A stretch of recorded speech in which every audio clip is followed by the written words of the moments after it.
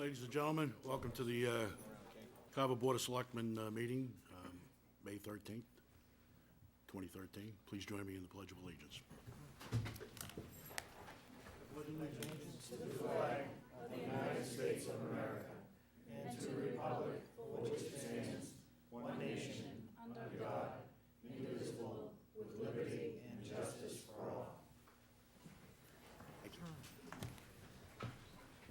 Couple of quick announcements.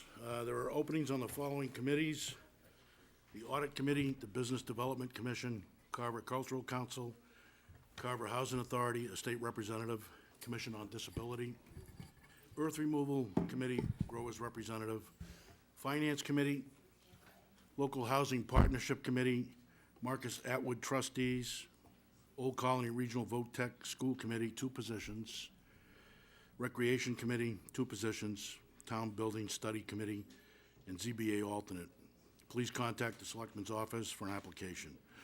Also, donations to the food pantry can be made at the Council on Aging or the Public Library. There is still a significant demand, so be as generous as you can. Let's help out our fellow friends and neighbors, please.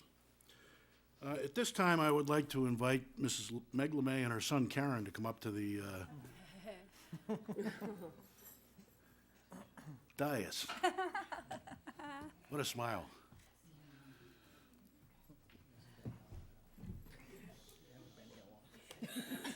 Meg is our new town accountant, and we wanted to introduce her publicly and give everybody a chance, an opportunity to see who she is.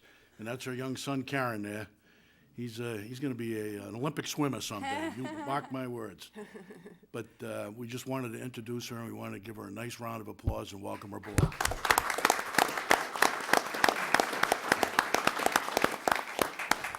Meg, can you tell us a little bit about yourself? Sure. I'm trying to just prepare for this, I guess. So I am a CPA.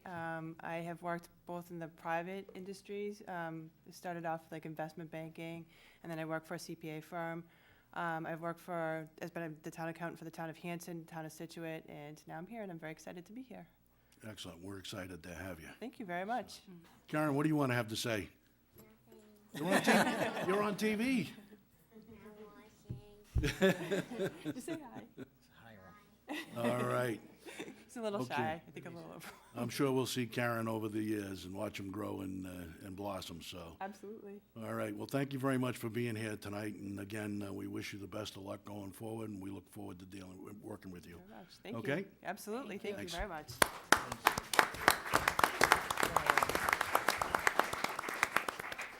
Mr. Chairman, we're going to deal with that agenda item right up front, too. The first action item, but just to get it off the table here. The ratification? Yes, sir. Oh, okay. We're going to deviate a little bit from the agenda, and we're going to go right to the ratification of the town accountant contract. I polled some of my board members here just a minute ago, except for Ms. Maroney. Have you had a chance to read it? And I was getting coffee. did you have a chance to read the contract? Okay. And there seemed to be no questions, comments, or concerns. I'm good. Do I have a motion? Motion to approve. I'll second that motion. We have a motion and a second. Any further discussion, comments, questions, concerns, recommendations? Hearing Just- none. We're just very lucky to have Meg. Out of the candidates that we interviewed, Meg was by far exceeded everybody's in terms of experience and working with, Qualifications. just everything. I'm so happy to have you here, Meg. Sorry. That's good. No, excellent. I don't have to say anything. I think this is the first time we've had a 5-year contract with a town accountant, and it's well-served by her background and her experience. I'm excited to have her here because she's a certified public accountant, as I am, and that's going to lend a lot to the quality of what she's going to perform for us. Super. Anybody else? Dick? No, I'm good. I am impressed with your background, and we're on. Rick did tell you that we're looking for about $60 million, all right? Yeah. So you're gonna have to work your magic real quick. Tomorrow morning. Sarah, anything? Oh, no, just welcome aboard, Meg. All right, well, hearing nothing but praise for our new accountant. All those in favor, please say aye. Aye. Aye. Opposed? It's unanimous. Welcome aboard again, Dan. All right. Thanks, Meg. Okay, at this time, we're gonna do the reorganization of the board. Have at it. Get the boxing gloves on. No, I'm keeping it simple. I would make a motion to just reappoint Mike O'Donnell as the chairperson, as well as Jack Franny as vice chair. I'll second that. We have a motion and a second. Any comments, questions? Hearing none. All those in favor of that dual motion, please say aye. Aye. Opposed?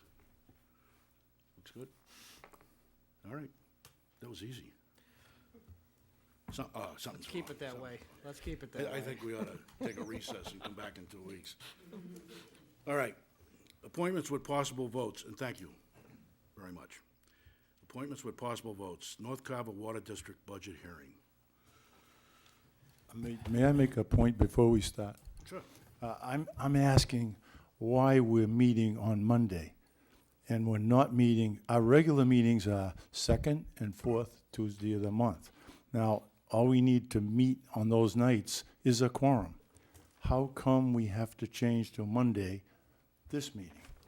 It just seems to me that we've never had more than one selectman miss a meeting, and now we can't get a quorum for Tuesday night, the 14th? Like, It was coincidental, and I had sent an email saying that I couldn't make it on the 14th. And Mike was in Hawaii, and he said, well, coincidentally, I couldn't make it either. So, And I can't make it because, as everyone knows, I'm out of a job. I have a job interview tomorrow night, so. it was like, That's it pretty was important totally, to and me. it was totally coincidental, and there has been times when there's been more than one board member out, when the last regime. I don't think there's anything wrong. We gave plenty of notice. I'm sorry that I had my Believe me, daughter's I senior would- banquet. No, the point is, No, so I it think takes- that should all it take a. takes is 3 selectmen to make a quorum. I would Oh, I have see what wanted to you're meet saying. tomorrow night because tonight's Game 7 of the Bruins. And we got a big agenda. okay, everybody satisfied? Everybody get that out of their system? All right, we're good. Let's move on with the North Carver Water District Budget Hearing. Mr. Chairman, I'm going to distribute the most up-to-date request from the North Carver Water Commission. Okay. So if you could discard whatever it is. Discard that- everything that we have. Including what Elaine just told us? The one that, wow. You tried, you tried, I don't have the latest and greatest. you tried. Is this the legacy Mr. LaFond is leaving us? Elaine? How much different is it? I don't know, actually, I haven't had a chance to look at it. Just walked in the door.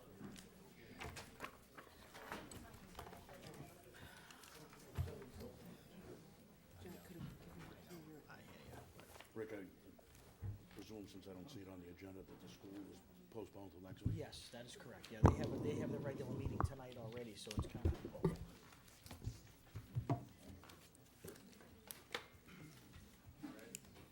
We're ready. As ever. I'm good. All right, Kevin Tracy, representing the North Carver Water District. This is the latest version. I'm hoping everybody sees the latest version. I think there's 3 points that I'd like to highlight. In the past, our budget has consisted of actually the operations on 3 separate systems. That is North Carver Municipal and the Cranberry Village system.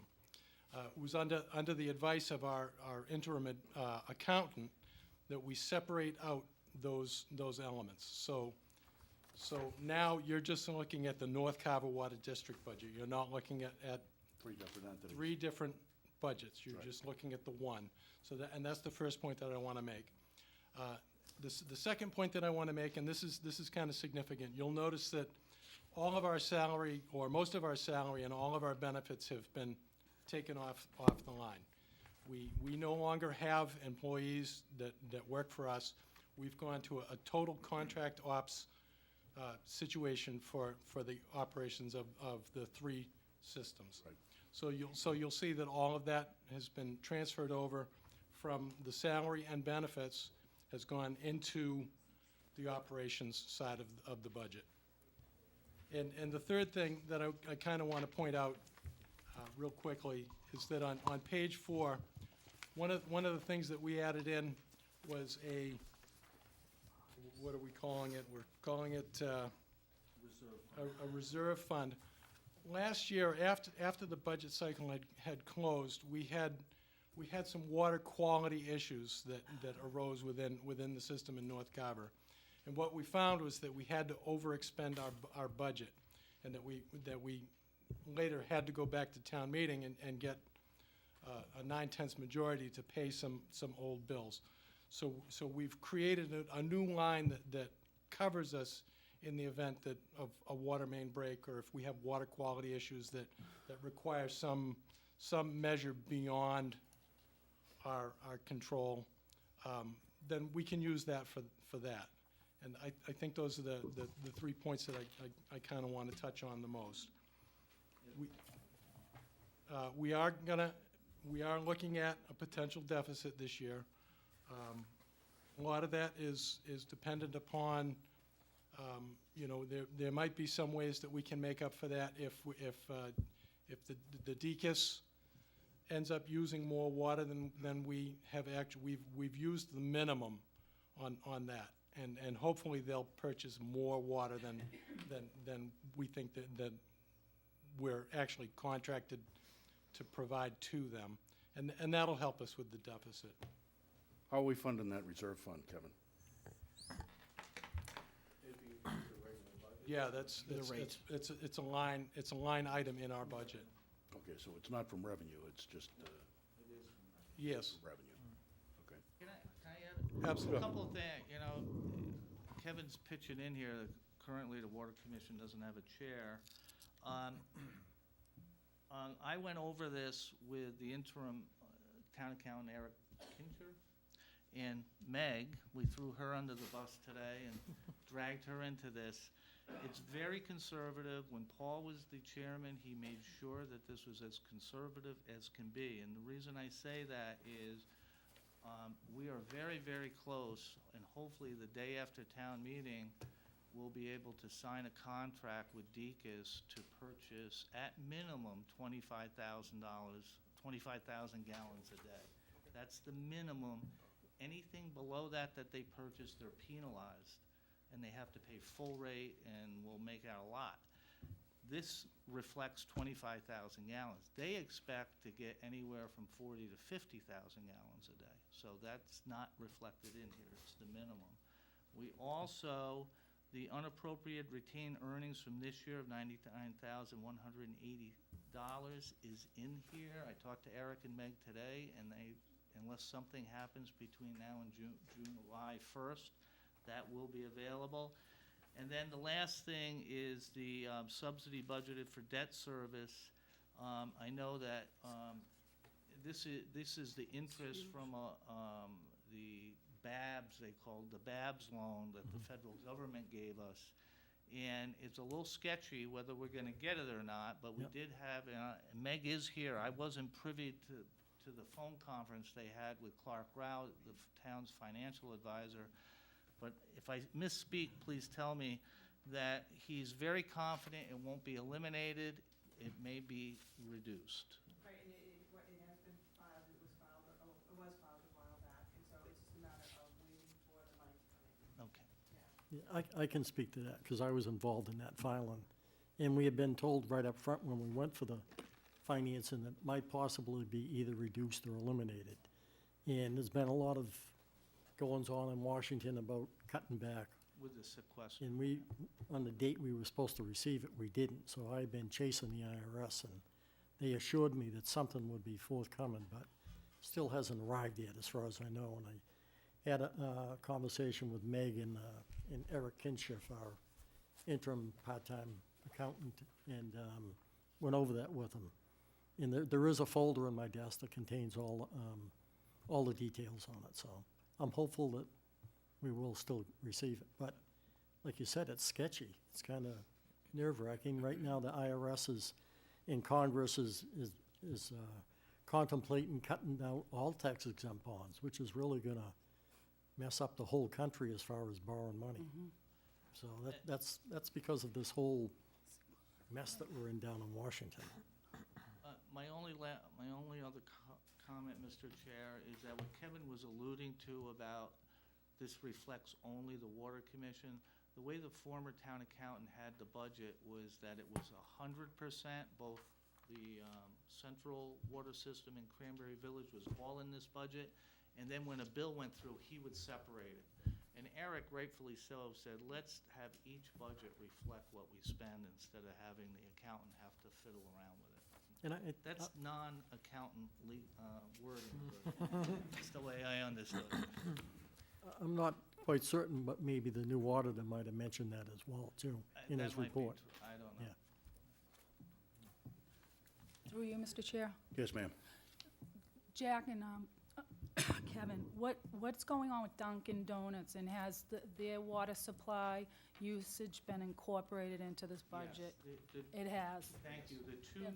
the only thing we've added in here was 96 North Main, which is Cornerstones, and they're actually pumping water now. When we initially did the budget, they weren't. And Dunkin' Donuts, and they're gonna turn the water on tomorrow. Excellent.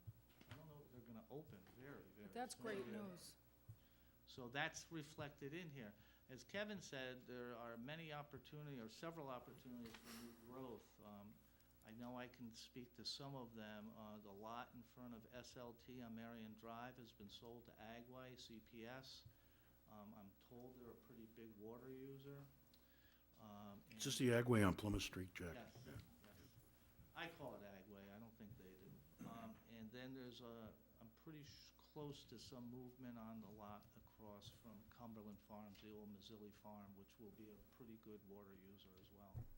And then who knows what happens across from the new Dunkin' Donuts. I know that that property has been merged together and that they're pretty close. So there's stuff, but we did not reflect those in here. What's up with the salary? Line A. That is the 5 hours for the secretary in my office who does all the billing and all the paperwork for these guys.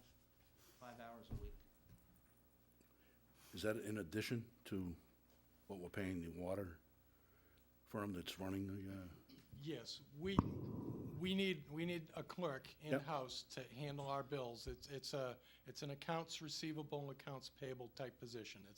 It's making sure that bills for used water go out and making sure that bills for stuff that we've used come in and are presented to Right.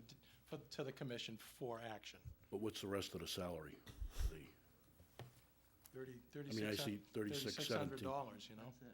That's it. That's it, $3,600 a year. Okay, that's just for the clerk, though. I'm That's- talking about, that's- what is the cost for the water company that we use?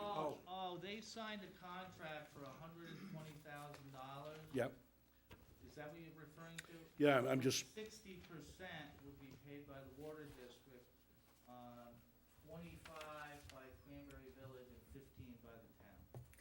Correct. So should the that only be thing, included in here? It is, if you look on page 4, you'll see 57,780. Other professional services is, Oh, it's 115,000 is the contract. right, All Oh, I fees see. down by Right. 5,000. where is it, Jack? On page 4, under other professional services, Eric put that comment in there.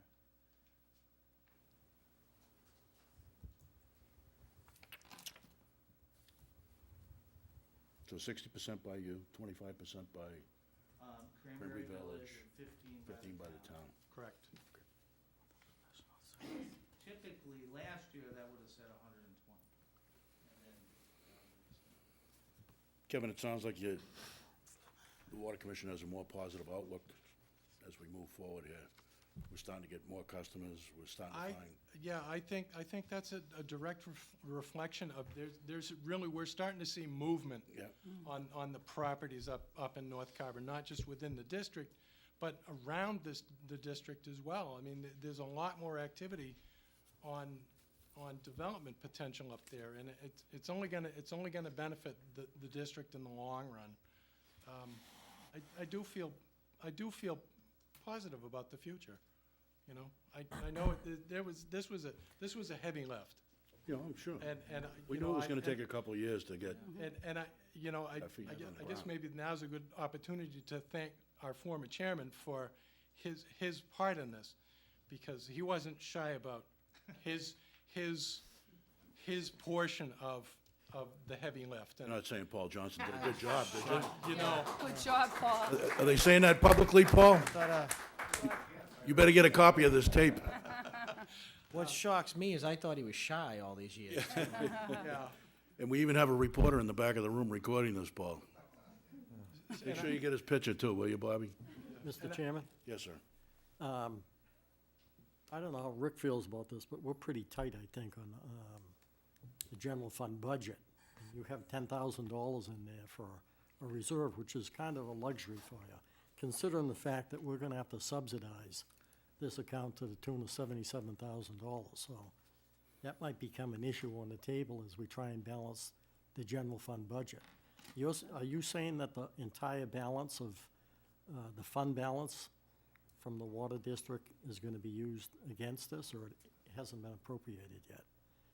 But we'll have to vote this as a general fund subsidy on town Yes. meeting floor. Right, So- that's found in the debt service budget, as you know, under the short-term interest line item is where Yeah. the subsidy exists.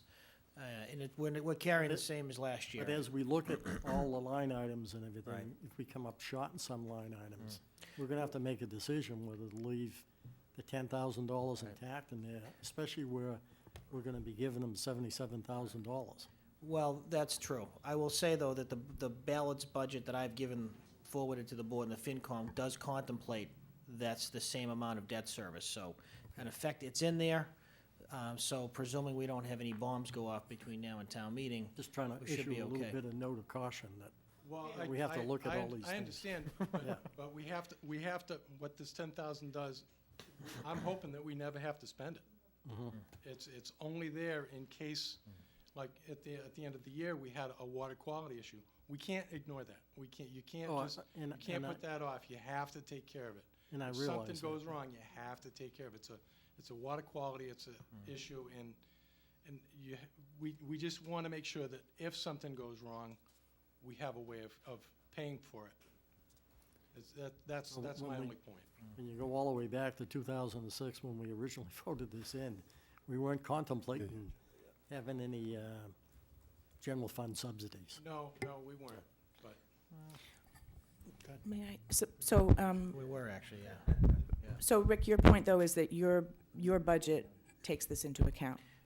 Right, I'm And not, it's I'm still not a balanced reducing, budget. I'm not reducing the subsidy that you'll find in the debt service budget from prior fiscal years. I'm leaving it alone because, again, because of right now, we don't know the dynamics are gonna change. We probably won't know that for really another year or two to find out how, I mean, it would be nice to know within 6 months that you've got these additional accounts, additional water users that you can project, and we're all hopeful.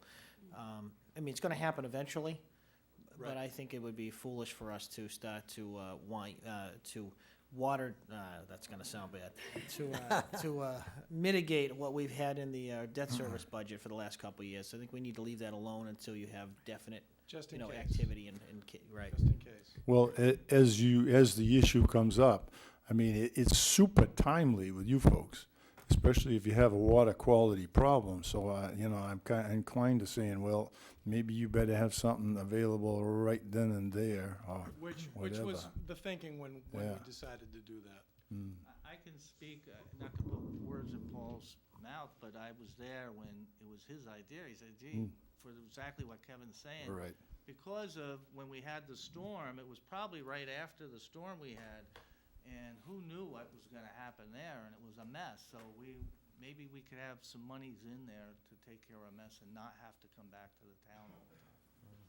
And in this 77,000, I'm very confident that Deacon's is gonna lower that number for us, very confident. But we did not go over You expect them to purchase more than what they've, their contract, which I hope the commission will sign the day after town meeting, and the reason we're waiting for town meeting is because I need Marion Drive to be accepted as a town road so we can access the hydrant there. Currently, the owner owns it. And everybody's on board. The owner, Deacus, are ready to sign the contract. The minimum 25,000 and the maximum is 50,000. So, and they want more. They could use 75,000. We couldn't give it to them. We don't have that much. I remember that conversation when we were talking about water needs in South Carver, and they were saying they need $50,000 or $60,000 gallons minimum a day. Yeah, they still So, do. yeah. Where are they taking it from, Jack? Is it strictly from North Carver, or are they, Yes, we did toy around with Cranberry Village. yeah? But it's too slow down there, the water flows, and it just didn't make sense. So, just North Carver. And if, we have to establish what they call a hot box, and it's a box that goes over the hydrant, and it's plugged in, so during, the winter season, they know that they can get to the hydrant, it'll be warm, and there's no issues. That's what we have to do on our end. And if that's not installed by the time they're ready to go, they're gonna get it from the treatment plant in the interim. So this will move quickly once I get the contract signed. But the real purpose in getting Deacon's to buy it, to be at the end of the line, is because in that line, you kept having stagnation in, whatever was growing in there. Now, you're gonna have a quicker flow through there, and it's gonna be constant, and it's gonna eliminate that. So the added benefit was really getting the revenue, not the other way around. It's twofold Yeah, for us. It serves, it's a benefit for us in a Yeah. couple of different ways. It should help us improve water quality, and it's revenue. yeah. So, this is a good thing for us. And Deacon's is saving money. They used to have Indian Head Company hauling water from way up the line. That's right. So this is a So better everyone deal for wins. them, too. This case, yeah. So, Any further questions? Just a quick one. You had mentioned the salaries were now incorporated into the operating budget, so this may be the answer to my question. In regards to the salaries, Jack and Kevin, on page 2, I'm noticing that in fiscal year 2012 and 2013, there was overtime. Yes. For fiscal 2014, there is not, so I'm assuming that you've carried that over into the ops budget. If so, like, how much would that be? They are required to do the job. There's no overtime, there's no time. So you and a didn't half. allot any? There are some extenuating circumstances where we would have to pay them, some force majeure stuff, like tornadoes or whatever. Mm-hmm. But I would say it's a pretty tight contract. Okay, They're offering us a lot of benefit under one umbrella, and that's Okay. $115,000. so it's because we're under a different system going into this year that you really feel comfortable that we won't have the OT like we did No before? OT, no salary, no time Okay. and a half, nothing. Great. Thank you. I have another question. Go ahead, Jack. Under the debt service interest, it's up 44,000. Is just that a formatting issue, or is that in anticipation of potentially not receiving the subsidy? Because it's up 44 on page The first page. 4. page 4, down on the debt service. It's 145 versus 189. Is that a formatting? Do you have like the revenue coming in from the subsidy, or in anticipation of not receiving the subsidy at all on the interest, the 45%? I don't know the answer. Okay. I think Meg might know. That's an accounting thing.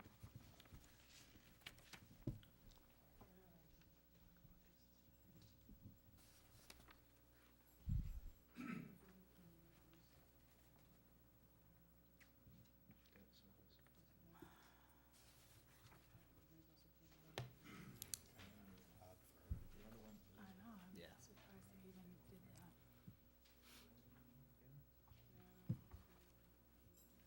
How long has Meg been on the job?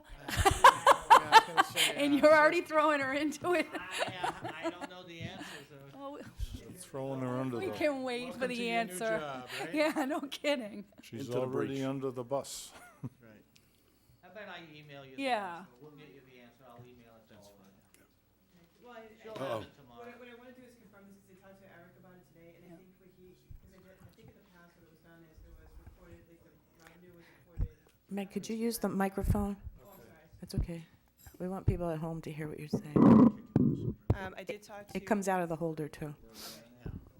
I talked to Eric Kinshirf earlier today. There you go, Jack, there you go. And Well done. in the past, I believe what happened is it was reported net, so you took the revenue and the expenditure, netted it, and it appeared just in the expenditure line. But I think what Eric had done is he took it out, put it in with the revenues, and put it in with the expenditure, so the expenditure's higher, but then somewhere in the revenues, it's in there as the offset, but I'll And verify I think that tomorrow. I'm pretty certain makes he did sense. that probably too. Yeah, yeah. That's what my question was. Yeah, yeah, so I Yeah. just have to 100% confirm that tomorrow. Yeah. Cool. Yeah. Okay. It's She's always- here 8 hours and we get straight answers. You guys have been here, how long? Come on. How long you been here, Jack? 8 years? 8 years? Yeah. All right, let's be nice. I had John I'm Adams. just kidding. We're just kidding you, Jack. We're just Lean kidding on you. Lean What else on. do you want to share with us on this? Anything? Are we all We set? good? Are we good? Any further questions by the board? Everybody comfortable? Thank you. Thank you very much. Thank you, guys. Thanks, Jack. Next up is reappointment of the police chief. This one was, is there a reason for this timing? Because this is brand new on the agenda for a few days that. Yeah. This should be So- done before July 1. The contract with the police chief calls for his reappointment. It's actually, the contract term is longer than the statutory appointment period.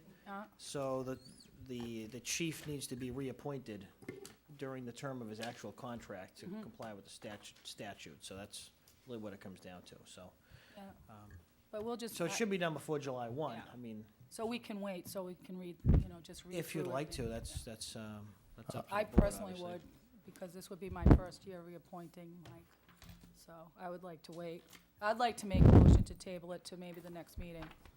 I don't understand why we need to wait. Because I want to understand what the whole process, Sarah, because this was just put on the agenda, and I want to look at the contract, even though it doesn't mean anything. I just don't want to say, sure, let's just raise our hand and say, okay. I want to understand everything about the police chief's position. Okay, So well, I'm making a motion to table it to the next meeting, And I'll second that. okay. And I would like to comment, if I may, that as Rick pointed out, there's a 5-year contract, and in that 5-year contract, it notes, because of statutory reasons, the chief has to be reappointed every 3 years. by July 1st. So we have correct. time for me to be able to review and understand the whole position of the police chief. This is not a big deal to wait till the next meeting. Well, it might be to the chief, I don't know. I understand the contract, and I understand who the chief is and what he's been doing and the outstanding job he's done, and I would prefer to move forward and make our appointment. My motion stands. Now, the agenda item is the reappointment of the police chief for a 3-year term. Is there a motion on that? Yes, I made a motion to table it till the next meeting. Do we have a second? I second it. Okay. All right. All those in favor of tabling? Aye. We have 2. All those opposed? Aye. We have 2. And I'm not voting on this. So that motion fails. I would like to make a motion that we appoint the police chief for another 3-year term. May I speak? I find that we are in a situation where it would be very easy to lose our chief because he has such good qualifications for another job in another place. We still have 2 years on his written contract salary, and I would like to capitalize on that and say, welcome aboard, please, we'd like to have you for another 3-year term. And that's my I feelings respect on it. everything Mike does. I speak with him frequently. But the past regime had a habit of just making votes without reading through it. I want to understand the position of the police chief before I reappoint for 3 years. And I think you're being unreasonable that you aren't giving me, a junior selectmen till the next meeting. I don't think this is going to make or break a thing. It's just giving me time to understand the whole process. That's all I'm asking. We have a motion from Mr. Ward. Is there a second on that? Well, I'd like to second that motion. On the other hand, if I do second it, and it fails, does that mean we no longer have a police chief? No. No. Okay. I don't think Not till after. No. No, that's not what it means. Mike, Good. Mike is the appointed police chief till July 1. I think if this situation persists to that point, we'd have an issue to discuss, but I don't, that's certainly not the case in the short term. Okay. I'd like to second that motion. All right, we have a motion and a second. All those in favor of the reappointment, please say aye. Aye. All those opposed? Motion fails. Yeah, that's a good question. Mike, how do you feel about postponing this for 2 weeks? Well, it's my livelihood, I just as soon take care of it now, but, hey, the board does what the board does. I answer to you. Well, it's not like you're out of a job. You have until July 1st. All she wants to do is read the contract, Thank you. as I do, you know? Well, my contract's been here for 3 years. Anybody can read it anytime. It's a public document. I understand that. I don't... That's fine. Wait. Well, I mean... Can you make your motion? Once before, Mike, you stated that you're up every June for an increase in salary, and that hasn't been done for 3 years either. I know, because no You know? one's talked to me, Jack, for 3 Yeah. years. So I've gone without a raise for 3 years, and I haven't So, I mean, complained. I don't think you can admonish my position and Helen's position on that grounds, because for the past 3 years, no one's even All right. bothered to give you a Listen, raise. listen, we're not gonna have this personal give and take here. No. All right, the motion failed. It'll be subject to discussion before July 1st. Dick has asked me to restate my motion, which I'll be happy to do, because I'd rather leave it being tabled than Yes. being not voted on, because it will be voted on in the next meeting. So I will make the motion again to table it till the next meeting, Yeah, I'll second it. out of respect for Mike. We have a motion and a second to table. And I will reluctantly vote for it. All those in favor, please say aye. Aye. 4-0-1. We appreciate him as well, and so, Excuse me. All right, both of you, that's it. I know, but I Right. just want you to understand there's a process. Helen, that's enough, Just- okay? We're not gonna start personal banter back and forth. All right, discussion and possible vote on the emergency management, obviously not the school budget, from the respective department heads. Mr. Walsh? We have copies of this? No, maybe I can set the stage for this a little bit. Helen had asked for a discussion on the emergency management budget, and we had an email give and take on this. As you know, the emergency management department does not have a budget in the town's that's appropriated under the general fund. It's funds that are granted by Entergy.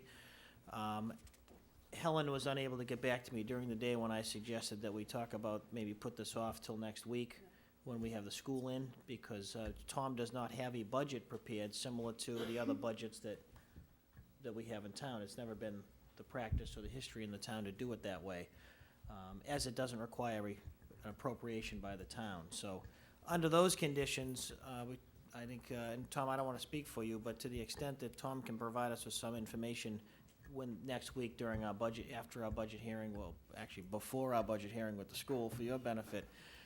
But I don't know how in-depth that can be. I don't know if you want to speak to that, Tom, before you.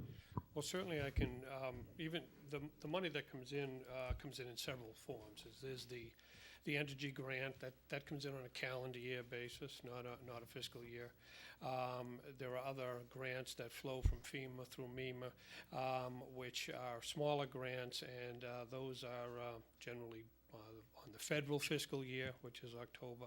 So it's a little bit kind of putting a square peg in a round hole, but I can provide certainly, in a similar format to the budget format, projected expenditures for salary and operating account, and give you whatever information you want. This will be ready by next week? I can give it, yeah, I can. Okay, because I believe we're meeting next Monday too, Monday, right? correct. Yeah, The 20th. Oh, it's next 20th. Monday? yeah. Yes. Mr. Chairman, Yes. perhaps you could give us last year's results. You know, the end of the year for the prior year, that might be more appropriate, because you have to project out, you don't know what emergencies are gonna come up during the year, but That's prior correct. year, you would have all of those things, the different revenues and how you spent it and Right. stuff. Because I've never looked at this as a fiscal year thing, I would have to go and to put it in a fiscal year format, I'm gonna have to go over over the numbers there, and, But I mean, as far as the prior year report, you could still give it to us based on the calendar year, is that when That would be the numbers easier. are? having never had Yeah. to do a budget Okay. that way, and having just expenditures come from the grant, and all the expenditures go through the town the normal way through the normal accounting process. All of these grants are balanced to the town books every month, and all the checks are drawn in the normal way and everything. So we've just never had to do it this way for 26 years, and, but I'm glad to give you what information you want. No, and through you, Mr. Chair? Yes. Tom, just so you'll understand where I'm coming from, with the sequestration and all of the cuts coming in through Washington, I don't have a lot of positive vibes in terms of what's gonna be coming in. I am just doing it's kinda like a business resumption plan, if you will, just if, God forbid, because your department does run so efficiently, and the emergency management, and it's a great service that we give to the town of Carver, where not all towns do it, and I would like to see it continue, if, God forbid, one of these grants disappear, and then, so. The main I think grant. it's just important that we see what goes Sure. on in the emergency management budget. The main grant is from the nuclear power plant, the owners of the nuclear Yeah. power plant. They just got a 20-year renewal Yeah. for their license. So I don't anticipate any change there, and I don't anticipate being around 20 years from now to worry about it. Me neither. Tom, how about if we do this, last year's results and projections for this upcoming year? Yeah, that'd be fine. This year's results and projections for next year. Base salary operating. That'll give us some history to work with, That's fine. and, okay. Can I Can just I make al- a point? No, I might, it might be difficult to get it into the actual format, because John Adams had to kind of pre-fill some of that. So I can do this kind of in a memorandum format, give you all the information you need. Can I, Meg, grab her, she's on the ball. can I raise an issue, and I don't wanna speak in front of the selectmen if you wanna let Sarah speak first, I guess. Well, all I wanted to say really quickly is, I understand it, Tom, the Nuclear Regulatory Commission requires the nuclear power plant to fund that, our department, your department, and it doesn't have anything to do with our budget, is that correct? That's correct. Okay, That's thank you. correct, essentially. I guess my question or concern, or, I don't know how in-depth, no offense, Tom, but we're only 7 days away from the next selectmen's meeting, too. Whereas this actually has no bearing at all on our budget process, and Jack and I talked about this a little bit today. If maybe there was, maybe after Yep. the budget If I- process, after town meeting, if we could have a more in-depth discussion or presentation in terms of how this entire process works, including the budget. I don't have a problem with that at all. Okay, I mean, it just, That would certainly be more I don't have a helpful, problem with because that at all. this particular 'Cause week, this is I just- have to yeah. complete several plan reviews with MEMA and meet with them, Yeah. and it's just gonna be very difficult to get done. If you tell me you have to get it done, I'll get it done, but that would be appreciated if that's possible. No, this is a preventive, just in terms of looking at the Informational type, yeah. exactly. Okay. I think it's a great exercise for you to do, because I think you can be a champion for the rest of the town, because we get a lot of grants in from the school department. If we could have them use the same format to see exactly how those grants are used, because all you really see in the financial reports is revenue in and expenditures out. You don't see any sort of breakdown. And if we could see that, we could get an idea of, we might have a $22 million The main grant does come through the power plant. I know Helen's that. correct, that there's a tightening from FEMA. And unfortunately, with Hurricane Earl, Hurricane Irene, Hurricane Sandy, and now the blizzard, we're spending more and more time trying to recover money for the town. And the federal process does not make it easy. The Hurricane Sandy, we're gonna get back between $20,000 and $30,000 because it really didn't amount to much more than a good northeaster for us. And I've spent about 50 hours input stuff together. on Right. their government worksheets that seldom work properly. You get the billing for that, Tom? We do. Yeah. We do get that, yes, we do get the billing for that. We'll eventually receive it, 2 years down the It doesn't get me road. the 50 hours back that I, you know what I mean? It's, so there's a lot of these going on. Now, the blizzard, we haven't even started, and, Right. by the way, we did not get snow removal approved by FEMA for Plymouth County, but it has been appealed. And I guess this is where I'm getting at, is that there's just so many what-ifs in terms of what we're getting back, and we would I personally would never want to see our emergency management have to be dissolved. And that's why, just to get a grasp on it now. That won't happen as long as the power plant's there. Well, That's the No. main support. But I think it's fine. I mean, I'll give you what Yeah, but- information you want. Yeah, All right, right. so I'm fine. next week is too quick. Yeah, Is everybody in agreement on that? We can do it after town meeting? absolutely. How about a motion to that? A month How about is a motion great. to that? I'll Thank make you. that, Thank you, appreciate it. I'll make a Second. motion that we table it until the week after town meeting, 2 I'll weeks second after. that. Selectmen's after the town, Yeah, selectmen's meeting next after town selectmen meeting. after town meeting. And we have a second on that? Second. Okay, I think have we a all seconded it. multiple seconds. All those in favor, please say aye. Aye. Opposed? Roll second. It's unanimous. Thanks, Tom. Thank you. Thanks, Tom, appreciate it. Okay. We're gonna revisit the treasurer, tax collector budget, and the town clerk budget. And I think this was predicated on a conversation you and I had, Rick.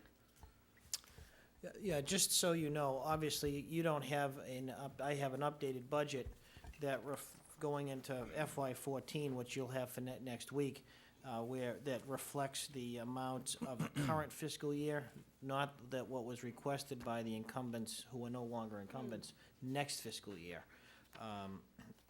So those have been reduced a little bit to reflect the existing year's budget. And beyond that, obviously, I haven't done anything with the municipal budget beyond that. It's balanced, but again, I don't set the amount of salary for elected officials. Town meeting does that. I'm simply going on what is existing in the budget right now. Okay. But Could you elaborate, I'm sorry. you brought up to me that we needed to take a look at the salary items, because of the level of service, level of experience, that they should be revisited and revised. So, I'm not sure I recall that specifically. I know we had a conversation in this forum about, many months ago, at some point in the past, about establishing some wage scales for those positions. right. I think that's the conversation we had related to that, so, This is That's only where we related, stand this right is to now. the annual budget for fiscal year 14, not 13. exactly, right. 'Cause And it's for already FY voted four- in for 13. Exactly. So for FY '14, the budget that I have updated does not reflect, the incumbents to those positions had requested increases going into FY '14, some percentage increases, okay? Those I had projected into the budget, my budget document. I have, because of the, town clerk didn't run again, Jack wasn't reelected, those amounts that I've backed off those requested increases to reflect only what is in the budget right now for FY '13. I don't really consider it my job to cut those salaries. I think there's two issues here. One is in Article, I think, 3 or 4, the town sets those salaries of elected officials. And in the budget document, presumably, we have to fund those salaries that are voted by the town. So I haven't taken the money out of the budget, any money out other than what was projected for the increases next year by the incumbents. So that's where that Well, I it think stands that's why from we're my meeting here, to standpoint. set those salary amounts. And that's what you do in Article 2. But I think in this document that you gave us, says 2013 annual town meeting, it should be 2014? Well, that's actually the 13, I know, it's confusing. The annual town meeting, it is the 2013 annual town meeting, Yeah. but it's for FY '14. The state makes it It's as kind of difficult as confusing when possible. you do it that way. Well, that's, So all we would do is change to Article 2. the salaries that are stated, and then Rick Well- would change the budget accordingly, right? Well, the town meeting sets those salaries, so they could set Exactly. those salaries at whatever they want. The Board of Selectmen presumably will make some recommendation as to what those amounts will be. And whatever the Board of Selectmen votes is what will be reflected in the Board of Selectmen's recommended budget. Exactly. So, and I want to differentiate that between the town administrator's budget, because the selectmen recommend their own budget. So those, based upon whatever you think those salaries should be. And through you, Mr. Chair? Yep.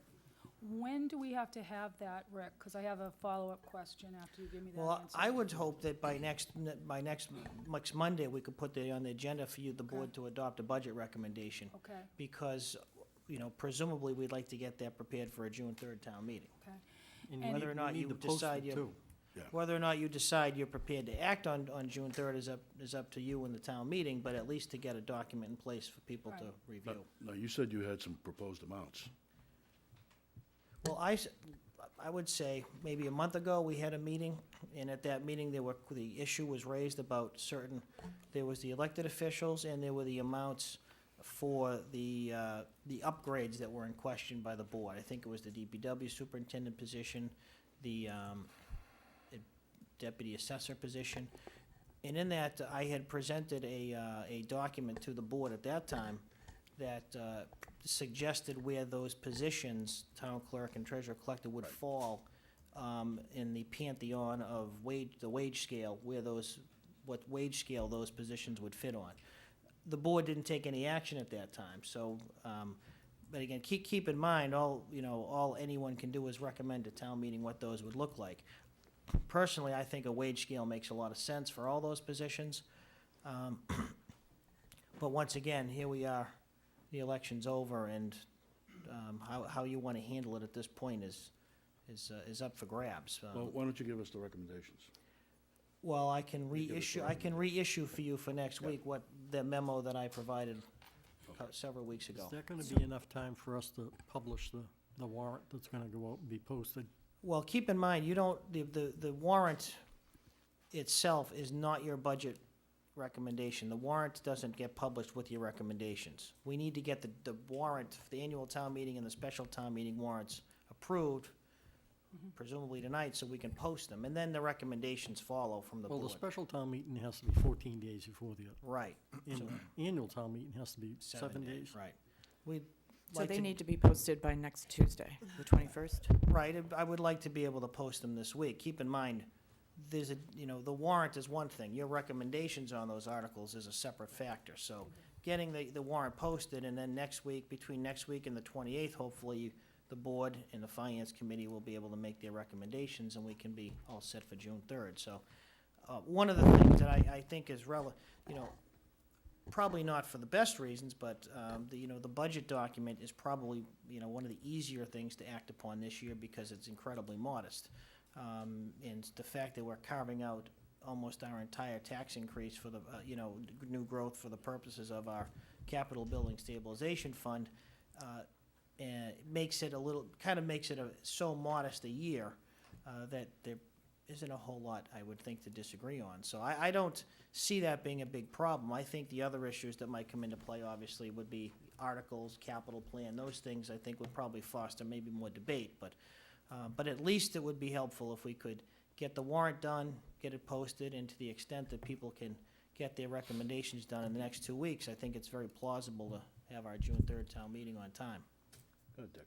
So we have numbers on here, so we could accept the warrant so that it could be posted, and then discuss this item next Tuesday, Monday, May 20th? Right, and the warrant that was, that you have in draft form includes the request of the prior office holders. And once again, so we don't actually have for instance, the town clerk's position was 65.8, and it was, the former town clerk had proposed 67.1. So the newly elected office holders have not actually proposed a salary themselves yet. So I'm, certainly not in a position to change the warrant. They would have to change that themselves if they wish to make an alternative request before it's printed. That's up to them. I mean, what you recommend is different from what they request, obviously. That's different. If we don't approve this tonight, we still have time to post it by a meeting next week. Boy, it's getting tight though, Jack. We can It's getting post, real we, tight. we can post the warrant, Jack, the way it is, and then make amendments at that meeting. Well, again, there's a difference between your posting and your recommendations. They're two Right. different things. Right. I think, since we're meeting next Monday, that when we put the document out, it ought to be the final document that we all agree on, and not a bunch of amendments, so. But I would suggest that it's certainly not, it's up to the office holders to propose their salary, though. Yeah. So unless the office holders wish to revise those proposed salaries, you don't do that. This is- I don't do that This is a proposal by, by the office holders, right? Or the former office holders. Yes, effectively, right. Right, So- this is not the selectmen's proposed salary for Right. those positions. yeah, These are the Incumbents. the incumbents propose a salary. There are new incumbents, obviously. Right. Yeah, I don't know if New that makes office any sense at holders. all. There's no office, there's a new Not- incumbent. Tell the elected they're incumbent. So essentially, tonight, what we possibly might vote for is to just put the articles on a warrant so we can post the warrant. Is that? That would be helpful for us. Okay. And then next week, Yeah. we would say whether we recommend. I don't want to be within hours of having a legally posted town Yeah. meeting. That would, But if we don't, they can meet with you during the week and let you know what Yeah. they would like.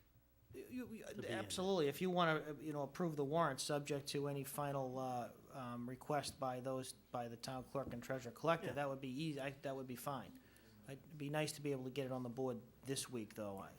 You get that close time-wise, and, there's a lot of things issues here. One is the voter registration schedule that had been set up by the town clerk, in light of the schedule voted by the board for town meeting. You also have an issue with the school department in terms of their required notice to school personnel, whether or not they're gonna be rehired for the following fiscal year. And that's why it's important we don't push this budget off beyond, mid-June, but certainly the earlier in June that can happen, the better. So to get at least most of this financial stuff out of the way, June 3rd would really be good, whether or not, people feel comfortable with dispensing with all of the information on the warrant. That's obviously up to the town, but. Well, next week, when we have our meeting, you're going to invite the finance committee to meet in Yes. joint session, I because already have, yes. basically, they should be meeting with us. right, should be a On a joint lot of meeting these with the issues. FinCom. Right, John Even is, on the John warrant. Carter has already told me that they can meet next week with us, Okay. so. That being said, that's different than the posting of the warrant. Recommendations on the warrant, it's different. I want to differentiate, because I'd really like if we could get some action to get this warrant posted at least this week. Even if it's a caveat, you pointed out, Jack, where the, if the newly elected officials could give us a proposed salary, to include Well, in the final draft. an item further down is review the warrant. And so we're going to review it, so we would make some kind of a motion at that point. That would be Hopefully. fine, right, that would be fine. So Through you, Mr. Chair? Yes. Through sign language, Lynn Doyle has asked if she could say something. Lynn? It only took me a few minutes. How colorful was the sign? Hi. I kind of looked over the budget. It's my first day on the job officially, so, thank you. So I'm a little green at this. There are some changes that we can make salary-wise. The person who's replacing my position as records technician will be making less money as well and not making longevity. So there will be savings in that respect. And I was willing to look at the savings as far as not taking the cost of living increase that was proposed. And of course, I would not be getting the longevity and the education certification, the additional monies for that. So those are things, if you're worried about what I think about them. Well, I would, first of all, my concern is that we have two vacant positions. that presumably will be filled. And we don't know what somebody will be getting paid yet, Lynn, because presumably somebody else in the collective bargaining unit, maybe someone even who's part-time, who has years of longevity, you know, and some could end up with the rights to those jobs if they're qualified. So I would just be very, very cautious about reducing staff budgets because in effect, they're relatively modest amounts. You know, I think dealing with the elected officials' salaries is one thing. I think dealing with the staffing issues, I think the financing on that, I would prefer to leave that alone. Sure. You know, the worst-case scenario is the relatively small money, unfortunate for the staff, but the relative small money there could be transferred out later or would revert to free cash eventually. But I wouldn't want to be in a position of finding out that we have somebody who has the right to a position based upon their union rights, who actually wants the position, and we've reduced the budget, and now we've got a problem. That's all. Okay. I would just want to be careful with that. I was under the impression that that time had passed, that's why I was looking at it differently, but. Has the job been posted and advertised? Well, it requires an internal posting, and then the internal posting has been, of course, the other internal posting for the other job, we had to back off for various reasons, so. Okay. I'm just trying to be cautious until we know exactly how much we have to spend. That's all. Because I have to scramble around to find those funds, not you. So, All right, we'll take a motion. Somebody have a motion? Well, I table the discussion of this until next Monday, Well, second. when we can get full information. All right. And you can meet with them, Rick, during the week. Can you both make next Monday? Okay. I'm sorry, Jack, to get a final requested figure from the town clerk and the treasurer collector? I will, if in fact, I would ask them both to get me something in writing within a day or Meet two. you during the week. Would be good. Okay. Okay. All right, we have a motion and a second to table this until next Monday. All those in favor, please say aye. Aye. Aye. Thank you. Opposed? It's unanimous. Good. Discussion and revision of town department budgets. I think this was predicated on the fact of raises that were built into the budgets, Rick? It was a request by Helen, and I would assume that, but I don't want to speak. Do for we Helen. need to readjust those? Is that the question? Well, I would say, you know, jumping on the last conversation, that I've made adjustments, again, just to the elected official salaries based upon the FY13 amount. I've held those the same going into FY14 and not provided any cost of living. But I don't feel it's my job to make a recommendation on exactly what those salaries are. So I've already made that in the budget document, which you'll have for next week. As far as any other savings that come from, again, staff movement, I'm just a little hesitant. I'd be cautious right now because, once again, there are certain rights that union has to certain, you know, to the jobs and Okay, but I mean, there was some proposed increases by the incumbents. in several budgets. No, That's I correct. think we're talking about the people that are involved in the department head collective bargaining unit.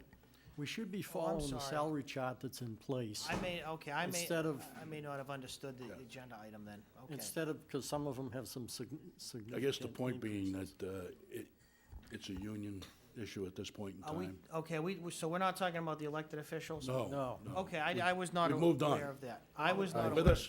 I wish you'd take me with I'm you. I'm that's all. lost I'm here. actually lost too. There wasn't much of an I- explanation. I don't think there's any information here telling us what this item is. Discuss and then revision of town department budgets. I don't even know what that means. So it's not clear we should be talking about it. Is this, so I'm sorry if I'm too close. So what I'm hearing, and correct me if I'm wrong, is that there were proposed increases based upon, I'm gonna go in the Wayback Machine here, the board subcommittee sometime last year for some personnel adjustments. Those, the board did not approve ultimately last year. I have included those increases in the budget, proposed budget. Is that specifically what we're talking about? Yes, because, I Okay, mean, now, that's fine. now Okay, they've thank you. organized as a collective bargaining unit, and they've actually gone to what, the labor board or something. So it'd be unfair for us to give any raises out to specific employees while we're negotiating with the whole group of them. Okay. I think we have to really stick to what's in place right now. Okay, so effectively, you're not, you do not want to have that, a request in nothing's front of been- you before town meeting, well, or even nothing's after town meeting, you want to leave it in the realm of Nothing's been collective approved bargaining. yet by the Board of Selectmen. I mean, we have to negotiate with the whole group of them, Yeah. not just with specific Yeah, parties. as long as I understand what you want, that's fine with me. We just want to make sure that the Good. budget. And so you should be able to go back and reflect it based on Yeah, the existing salary charts. You follow what I mean? I know exactly what you're saying, right. Mr. Chairman? Yes, Dick. That, basically, we're talking about two positions, right? It could, In Three, I the, think. several. in the end, yes, because Three. one of them was the building commissioner's position, Yes, which has yes. been substantially Yes. reformatted. So what we have left is the deputy assessor and the DPW Isn't the superintendent assistant positions. librarian in Assistant that as well? librarian, too. Yes, I think that was, I would differentiate between that position, because that was not an issue where your subcommittee made a recommendation to upgrade it. The issue with that was more of an organizational one, where the goal was to have the assistant library director, or the reference librarian, elevated a little bit so that some of those duties that are being done by the director could be absorbed, and the director could spend more time being more of a true split department head with the COA. It was more of a way to complete, Right. and But she also falls under the. she law. would fall within the collective bargaining agreement, yes. So at this point Yes. in time, Well, again, that's, hands off until we decide where we're going. I'm sure if you wanted to give them more money, they'd take it, but I'm not debating your point, though. Well, it yeah. makes it difficult if you're looking Yeah. at a whole collective bargaining unit, so. Yeah, no, again, I'm not surprised, I just want to make sure I understand exactly what you're talking about here, that's all. Are we on the same page? I'm right there. All right. So you can make the corrections. Yeah, well, I will obviously format, the Board of Selectmen I will format your budget recommendation based upon that, yes, and you'll see that next week. I'll make We sure have a your motion column is filled. from somebody? Do you want to We formulate one? need to make a motion, because I think we're just kind of giving your instructions I'll, to follow what the existing salary chart is. it's up to Nothing in you, place I for don't know, anything else. I don't need a vote to go ahead and do what I'm hearing the board Okay. do, Yeah. it's whatever, All right. whatever you want. Then we'll move on.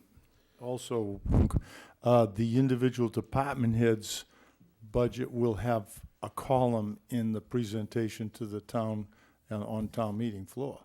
So the recommendations from the individual department heads, then your recommendations, then our recommendations, and Right, Right. the thing I want to just point out is that, whether it's through the wage and classification plan or through a collective bargaining agreement, the town meeting can fund the budget at the department head request or at the town administrator request. But that doesn't mean that the individuals have access to those increases until either the wage and classification plan is adjusted or a contract is in place that recognizes those increases. So, funding a budget is one thing, but actually approving the individual position increases is a separate issue. I just want to point that out. I don't know if that's helping or not. Probably not. We'll talk about it later. Okay. we'll have some discussion on that later. Yeah. Okay. All right, anything further on this, Ellen? No.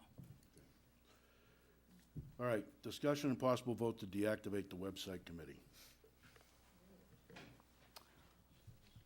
Want to lead off? Sure. Several months back, I think it was back in October, it may have been earlier, so don't quote me on the date. The website was going along fine, and I went out there one day and noticed that there was a subscription service out there. It led me to a question which has created a lot of contention between myself and the chair of the board. But through the disagreements, I've learned a lot about what was going on, and I have been told that if we were to deactivate the website, that it could run on its own for approximately 6 months. As I got more involved in learning about the website, I realized that, and this again is a severe disagreement, that one person is mainly controlling our website. Through my system administration experience in my industry, I have witnessed companies having to spend thousands of dollars when one person controls software. We had a very simple, nicely run, and there's a disagreement there, on a nice, user-friendly, non-political site that we were using, or we could reinvestigate at this point. So my point now is that the website committee has done a tremendous job getting us to where we are today. We have been discussing deactivating the website, but after an email went out this past week, I did not get it. It wasn't initially addressed to me, but I was CC'd on it after the fact because my name had been brought up in this email several times. But Steve Dewhurst, the chairman of the committee, had given their website committee some recommendations on what he can do to go forward with the website. And I'm sure Steve is going to respond, which I hope he does. But one of his recommendations was to revert the website to the state it was in before we started working on it and resign from the committee. This is exactly what I was afraid of in terms of what I have witnessed with companies that I have worked for when one person primarily has control of a website, is that one person could just say, all right, you don't want to do it my way, well, I'm just going to put everything back to exactly the way it was, and you can have fun. That's the way I interpreted it. I may be wrong. But that is why I am making a motion today that we need to deactivate the website committee, sit back, and reassess what we should do to keep it moving forward. But I absolutely continue to feel that one person, and I will add at this point, based on the next agenda item, one person involved with the website that has such a tight connection to other board members and just the town itself should not have such control over our website. You're not responding first. You're responding first. No, we're not, no. I am speaking as a member of the website committee. And I have done some research through, They can't hear you in the audience, Ellen. sorry. Now, you can take Can it you out of hear the me? holder too, if it's easier. That was fine? Yeah, just get it That's fine? That's fine. That's fine. Can you hear her now? Yeah, okay. Verizon? Okay. I've been doing some background to try to find out what the website committee can be doing, should be doing, how we can keep the website up, running. We currently have the network administrator from the school department who is actually controlling the website. He's not. He might write the code, but he also has to document everything, and he, as in Steve Dewhurst, has to, because of his ethics rule that he has to abide by, has to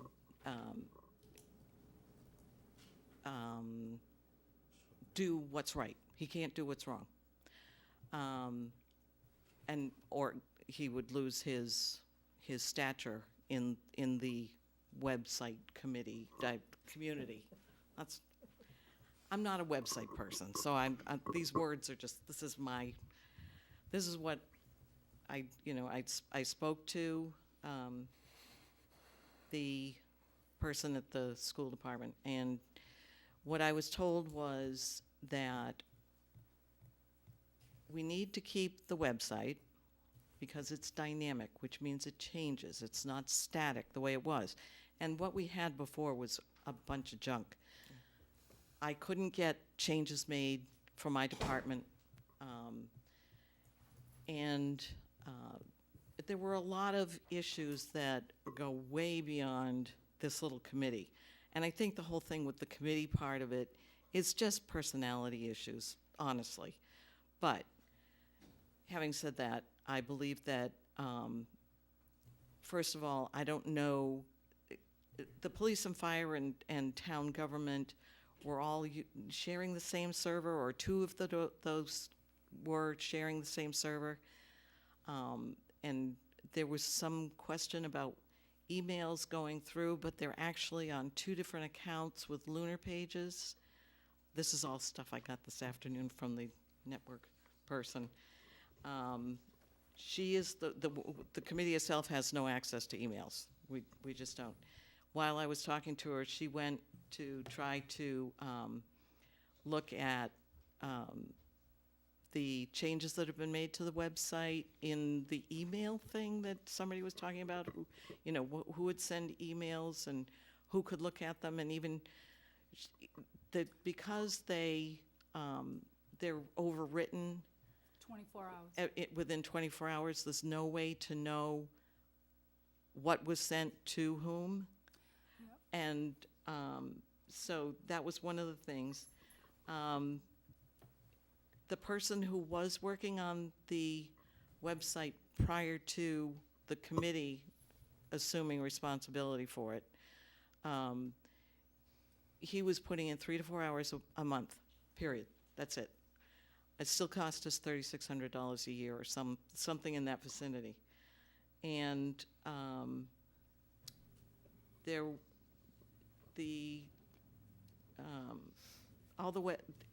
a lot of stuff that I don't really understand because I don't know what content management system is, CMS.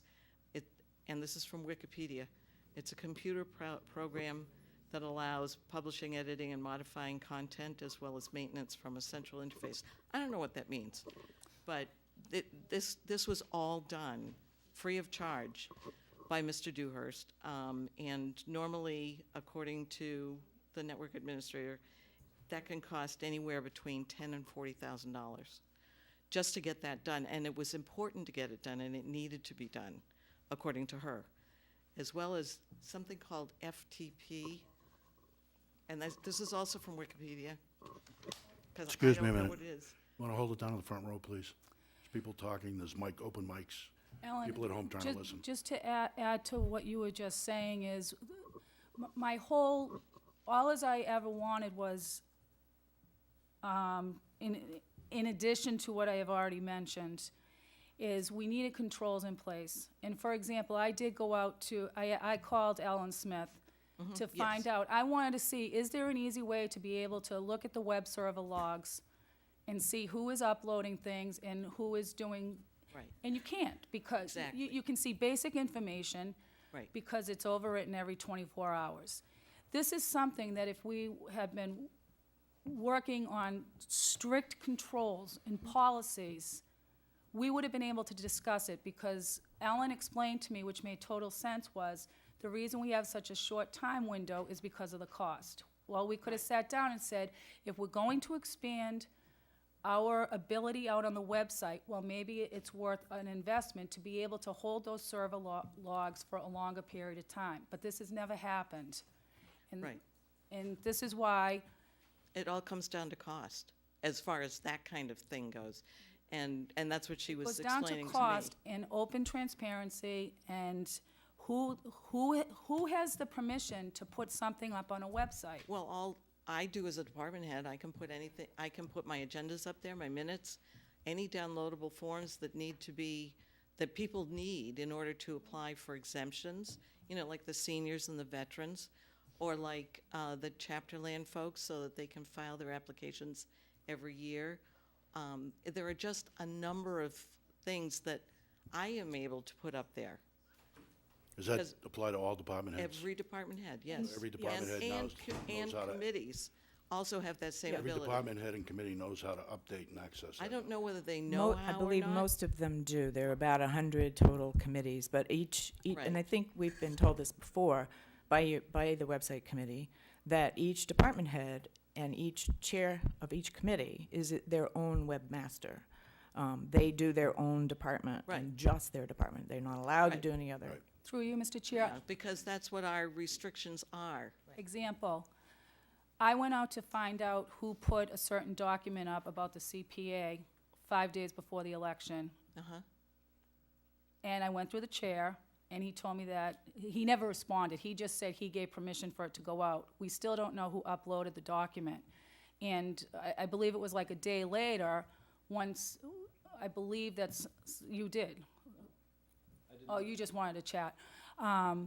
Once the conversations went on about this document, it was changed because it was wrong. The document shouldn't have been up there. So the document was changed. It said truths about CPA, and then about a day later, it changed a little bit. The point is not so much that document. The point is, I was always happy with the website. What started my whole concern was a subscription service, and then as I learned how the website committee works, the website itself, and the experiences I've gone through working in corporations, and this is a corporation, we are a town. Wait, I'm not done. I'm not done. I am continuing to keep my motion that we deactivate this website committee and work towards assessing how to move forward to keep our controls in place for this website. Okay, let me just say, first of all, I know about assessing. You said assessing the website. I had to throw that in I there, know. sorry. I appreciate you getting up and speaking. I don't think disbanding the website committee in itself is the goal that we should be working towards. I think a website committee is a good part of the town.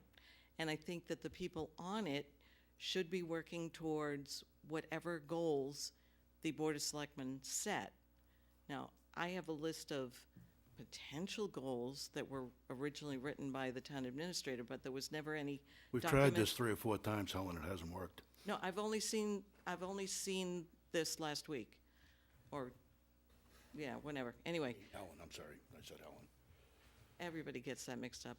I'm Ellen, and then there's the other Ellen. Okay. Anyway, and then there's Helen. You said something and I wanted to respond to it. But I think that we have a good group. We have a good group of people who honestly care about the website, who honestly want to do the right thing for the town, to make sure that people who come here are going to be pleased with the information that they can get. That was the whole reason I got on this committee. It has become so political and so testy between people that it's really not fun anymore. But let me just also say that the subscription service is a good thing, because I would not have known, if I did not use it, that my request to the Capital Outlay Committee was being heard by them had I not received the subscription service for the Capital Outlay Committee agenda, where I was on it when I had never been invited by that committee. Through you, Mr. Chair. I'm gonna say it, I am, I've been in office for a year, and I'm starting to feel like we're at the national level. That every time, I'm trying to do my job to hold people accountable, taking my experience in management in a corporation and bringing it to the forefront here. And because I bring I'm just asking for accountability. Let's put some controls in place. Let's do this. It's continuing to be twisted into, it's political. I'm just saying personalities. Exactly, but why did the Personalities is- personalities become disagreeable? Because I was asking questions. Well, So- that has nothing to do with me personally or with So I'm several just of the other saying committee that- members, but may I just ask one more thing of Helen? One more thing. Do you have any ideas of what kinds of controls you would like to see? Yeah, But can you share? right I- here? Well, I what- haven't been asked. I'm asking. Well, and I will sit down with you, but actually, I'd like to interject something. I'm not sure, I don't really at all see how disbanding the website committee makes any of us more accountable. It seems to me that's that's getting rid of some accountability. No, through you, Mr. Chair. First of all, Sarah, you really shouldn't even be commenting because. Oh, yes, I can, Helen. There is no conflict of interest because my husband is not being paid to do this, so please do not accuse me of that. Okay, then I apologize for that. I've said it before. Okay. Just full All right, disclosure. Mr. Dewhurst, I won't let him have an opportunity to speak. Sure. Just quickly, I think we've been through some of this before. There seems to be a misunderstanding that prior to the website committee being established, there was anything other than a single coder of the website. The website was coded by 3 high school students. We were never hosted on virtual town hall. It was then maintained by a part-time person, and then we took over and made a better job of it. The website has never been anything but custom coding. It's completely custom coded. It's just now better code than it used to be. So that seemed to be a very basic misunderstanding. The other issue is simply that one tries not to take these things personally, but it seems that it seems to be a group effort to make the website committee ineffective. We have had no time to do any development at all because we're responding to one request after another. My administrative, I'm probably the only person in history who's had to maintain a municipal website without access to the administration programs. As a result, I've had to do things to the website to make it less secure. All the passwords are now accessible to the World Wide Web. I've done what I could, some fairly creative stuff to protect those passwords, but any security audit would raise an eyebrow, to say the least. Regarding controls, we have instigated all the physical documents that you requested and more. And last November, you may recall, there was a proposal from the website committee for a very, very stringent control with not only departmental logins as we have now, but individual logins that would trace everything that anybody could do on the website. That's been stalled because we've spent all of our time dealing with artificial fires and dealing with interference with the committee. All the committee wants to do is produce the best website for the town that we can. I'm sorry, I'm getting over a cold, so I may not be audible.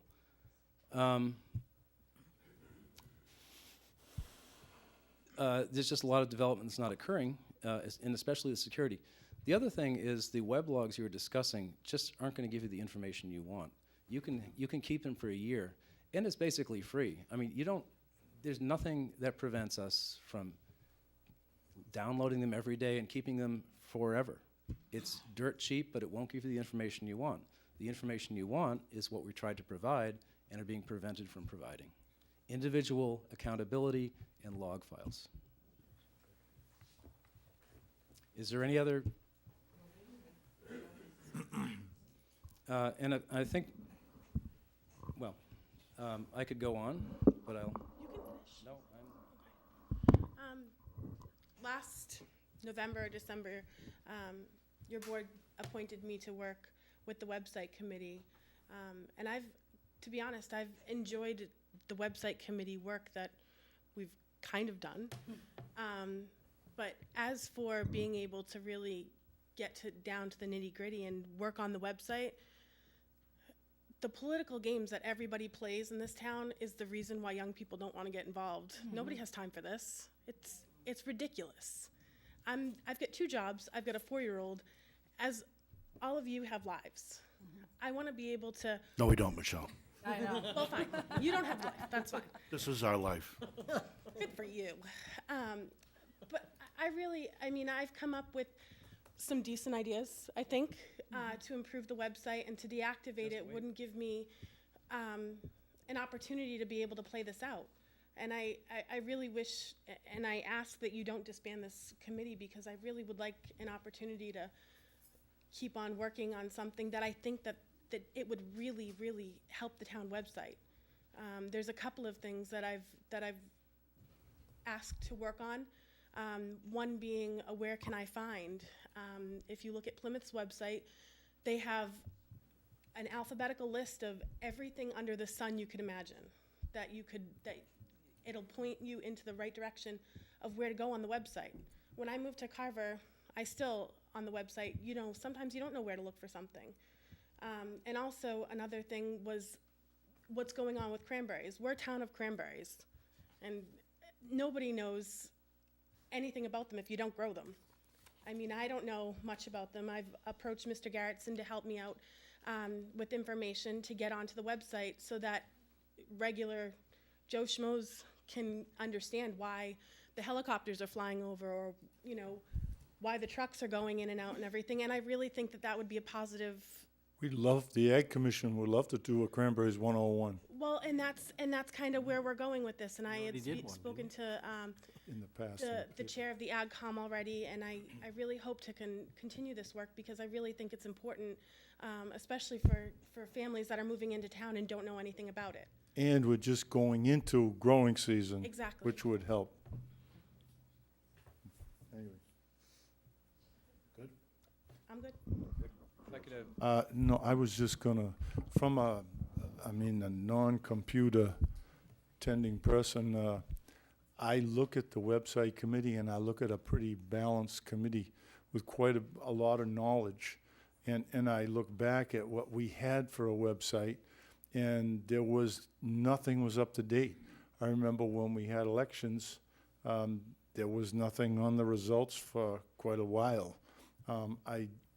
Now I hear people talking about the present website and everything that's available, and I hear very positive things. So I'm very reluctant to dissolve the present committee. I hope, or deactivate. I was hoping that they could work out some of the details and controls within their own committee, and will come back to us, and we just have no choice but to keep working on it to get it where it should be, so that people have confidence, we have confidence in it, the citizens have confidence in it, and the people that are working on it feel comfortable with what they're doing.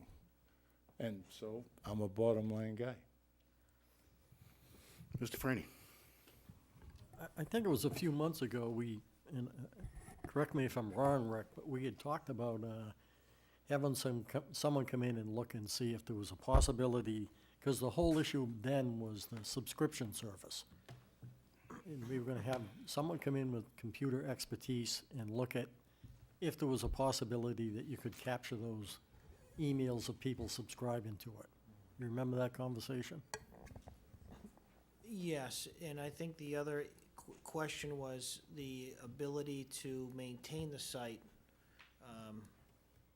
in the event of I know right now Steve is doing, I hate to say it, but if Steve were hit by a bus, okay, that's what we're Yeah. going here.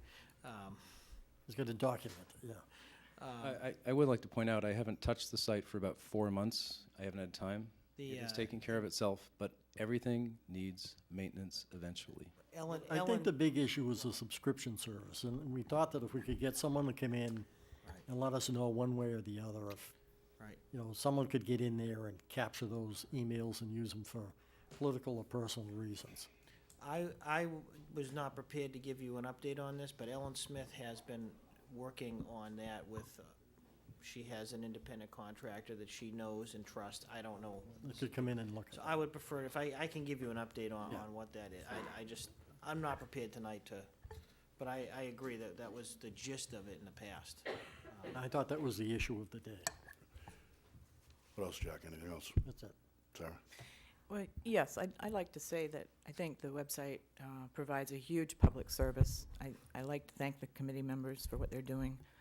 And I think it's pretty headstrong or something to let a committee go with no plan as to what happens when various users, the website, the various webmasters, as you would, the chairman of all the different committees and heads of departments have an issue. I mean, nothing's perfect, and what happens who do they go to? Where do they go? I think that's a huge problem, and I think that the public's going to find that extremely problematic as well. If there's no committee to bring these problems to. Anything else from the board? Again, my original request is to deactivate the website committee based on what I have been told through Steve Dewhurst and the rest of the website committee that it could function for at least 6 months on its own. I think that we really need to reconsider how it's progressing and the dynamic of it. My original request to keep the website committee going, because the website is a very valuable tool and it can have a great future. But we also have a new board, and there is a lot of contention between the chair of the website committee and myself. I think a few of us, but primarily me, because I brought it to the table. I was the one that brought up the concerns of controls. I was the one that brought up the concern of the subscription service.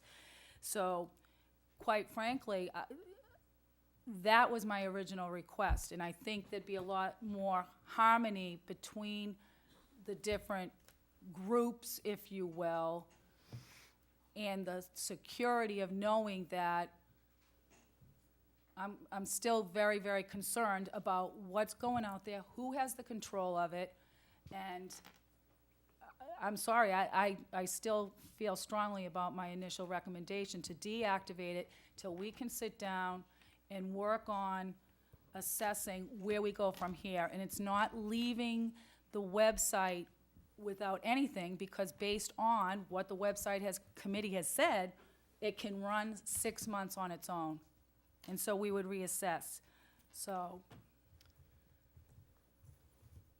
Well, the website committee has never sought to do anything, has never sought conflict. We spent 2 quiet, productive years bringing the website to shape. We, with respect to the subscription facility, I think I've already been through that. That has proved to be not problematic. It is certainly much more secure than any other subscription facility in the state. We have been challenged and passed with flying colors through Attorney General, Supervisor of Records, everyone. We've been, more or less challenged by a number of individuals.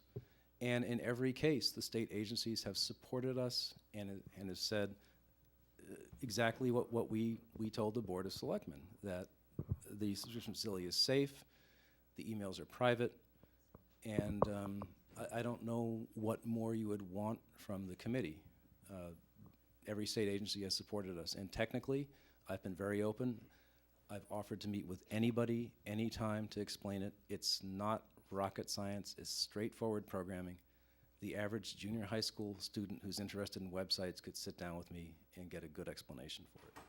I don't know what else we can offer. We've been completely open. I also do want to take exception to the consensus that this is some sort of personality issue. This is not a personality issue. We all deal with people all the time in our professional lives, and we still accomplish things. This is a very practical issue in that the operations of this committee are being interfered with excessively and are hamstringing our operations. Development of the website has come to a dead standstill since last November. We just haven't been able to get anything done because we are continually responding to one challenge or another. We just want to do work. We're happy to have whatever oversight people think is reasonable, but we don't require any additional interference with our operation. Now, rather than wind down the committee, if I am the problem, then I might suggest that the board might want to remove me from the committee. That might be a better approach than getting rid of the entire committee. I'd be happy to consult on the side if that's required. My board took a vote to reorganize. Nobody, very intelligently, wanted to be chair, so I was stuck with a job again. That's the current status. I would take that recommendation, not so much to leave the committee, but my original request was that you consider resigning. And this is very difficult for me when you're one person trying to explain, and it's a lot easier to just cave in. I have gone through this with 2 corporations when one person is controlling a website. And it is a personality issue with the new regime. And I have, again, there is I really believe the consensus, participation would come back if you were willing to resign as chair, because just, there's I offered my excuse me. resignation, and no one took up on it. I can't force somebody else to be chair. Okay. Well, then All right, I'm not sure. final note, this has dragged on long enough, and this is probably our fourth or fifth iteration dealing with the website committee, okay? There's no question that you guys have done some good quality work, no question at all. The problem is that when it becomes a sideshow, a circus, a distraction, and a platform for somebody's personal political agenda, that's when it becomes an issue. That okay? has never been the case, and Mr. in Dewhurst, each I'm case, speaking. Mr. we have been Dewhurst, I'm brought speaking. here. You spoke, now I'm speaking. And then I'll speak. No, you won't, because right after I'm done speaking, we're gonna take a vote. This it. has dragged on long enough, okay? And that's my observations, that it's turned into a circus sideshow. You were created by the Board of Selectmen, you work for the Board of Selectmen, you refuse to take any instruction from the Board of Selectmen, okay? Again, you're done speaking, all right? We've tried this a couple of times. We offered you the opportunity to step down and step back before, you didn't do that. Then we get into remote participation, and we told you we're not going down that road until we have policies and procedures. But then again, it's out to every other committee in promoting this. We don't need that distraction, okay? We have a motion by Mrs. Morone. What is that motion, Mrs. Morone? well, I will take what my original was, and Steve mentioned. I make a motion that Steve resign as chair of the committee, because Michelle is right that there are a lot of good things that can happen, but, so that is my motion.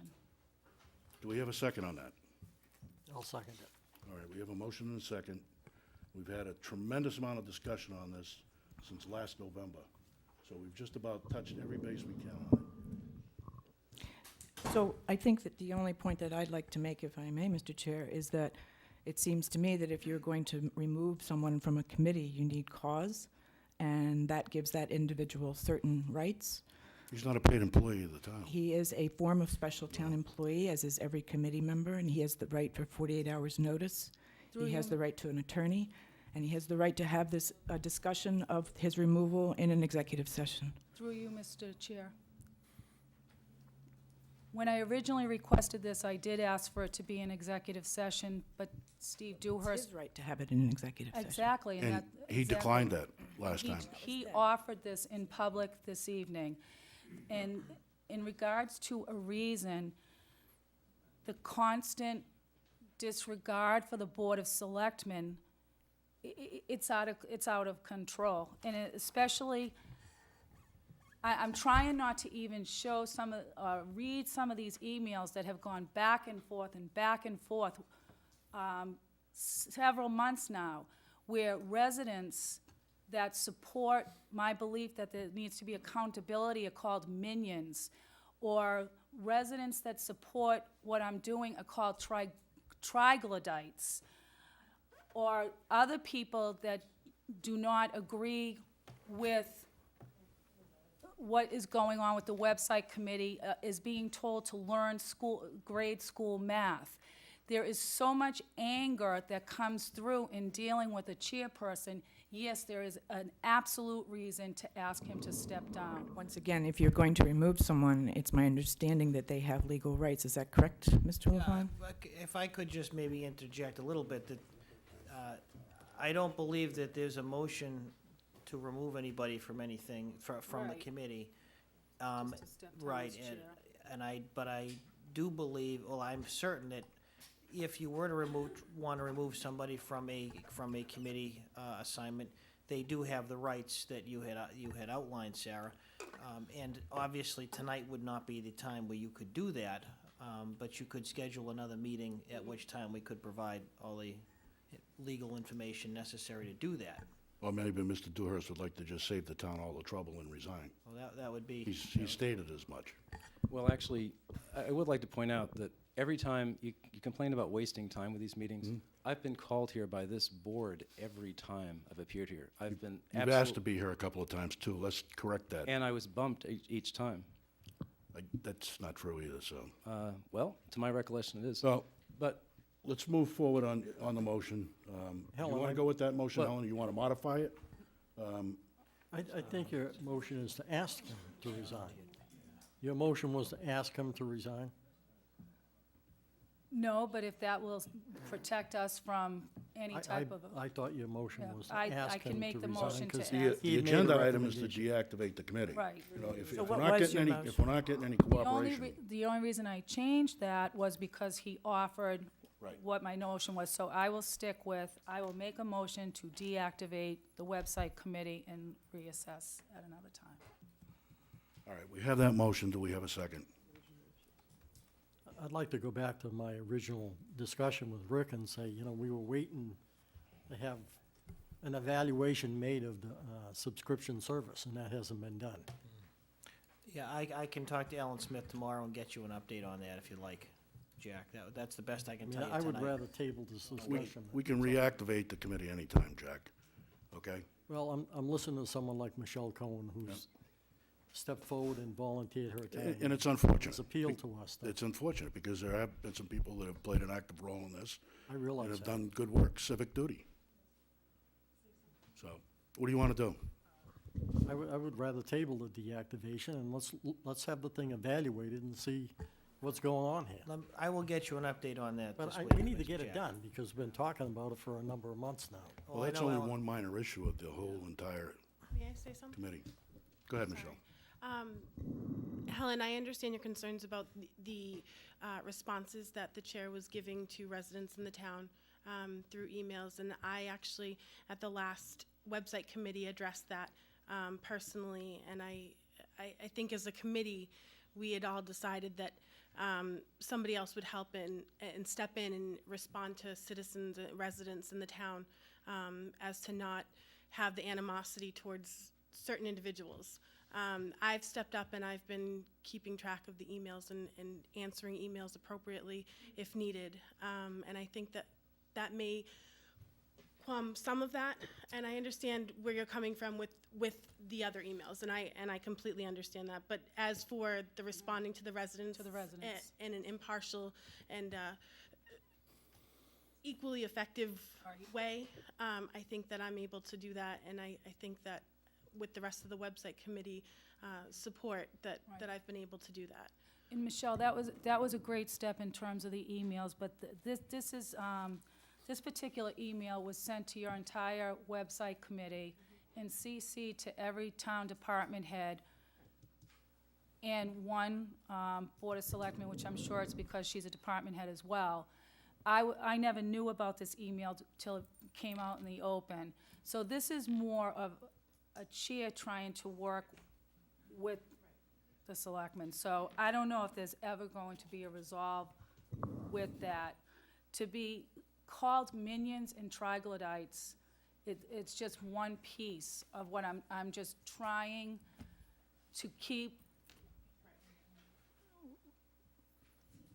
this conversation civil in terms of emails that have been Okay. going out, so. We've dwelled on this there long are enough. two sides to the conversation. I'll just leave it at that. We have a motion. Jack, what do you want to do? I'd rather table it, and I'd like to see those emails, because I certainly hope I'm not mentioned in that, because I deserve those same rights that you're entitled to, too. It's public now, so. All right, so there's no second to the motion? No. I mean, Okay. okay. Then we move on. You want us here for the next one as well? You're welcome to sit in the audience. The next item is this, you want to hold it down back there, please? You have a problem with that? Mrs. Foley, you have a problem with that? Not at all. Okay. Discussion and possible vote to hire an independent IT auditor to review the town website activity and any emails sent or received on town computers relative to a ballot question being voted on at April 27 town election, and our town audit report being distributed immediately preceding an election. I believe this is Ms. Marone, too. Again, it has to do with the controls that are lacking out on our website. And I would, we need to find out what happened during the election.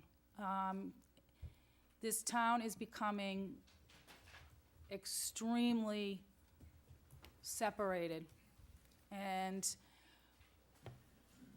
again, I am going to go back to my original concern about the website and about the lack of controls in terms of what goes up and what doesn't go up. The CPA was a ballot question, and a few days prior to that, something went up that was very for the CPA, and that's okay. However, 5 days before an election that is, in my opinion, highly unethical, that it would have even gone up to begin with. Granted, the votes went the other way, but you know what? That doesn't matter. We need to be an ethical town, and we need to be able to have controls in place. I don't know what the cost would be to have any type of an audit done, but we have got to do something to make sure that what's going on and up on that website is controlled. Steve wants to speak. If I may, Mr. Chair. Yes. So if I'm hearing you right, the fact that a public document went out before an election, you would rather prevent a public document from going out so that the electorate was not informed? The first thing I'm referring to is the CPA. The audit report was secondary, because it's it's neither here nor there. It's a public document. However, I do think that frankly, I think it was it right? No, I don't think it was right that it went out, because Jack Franny was being very open about his flaws in what he was doing, and the Board of Selectmen never even had an opportunity to read that audit report, and it coincidentally went up. But right now, I am actually referring to the CPA, truths about the CPA. So something that seriously needs to be, I'm just gonna leave it. We've spent so much time on controls. I'm leaving it at, we need controls in place. We can talk about, at another meeting, about hiring an independent auditor for.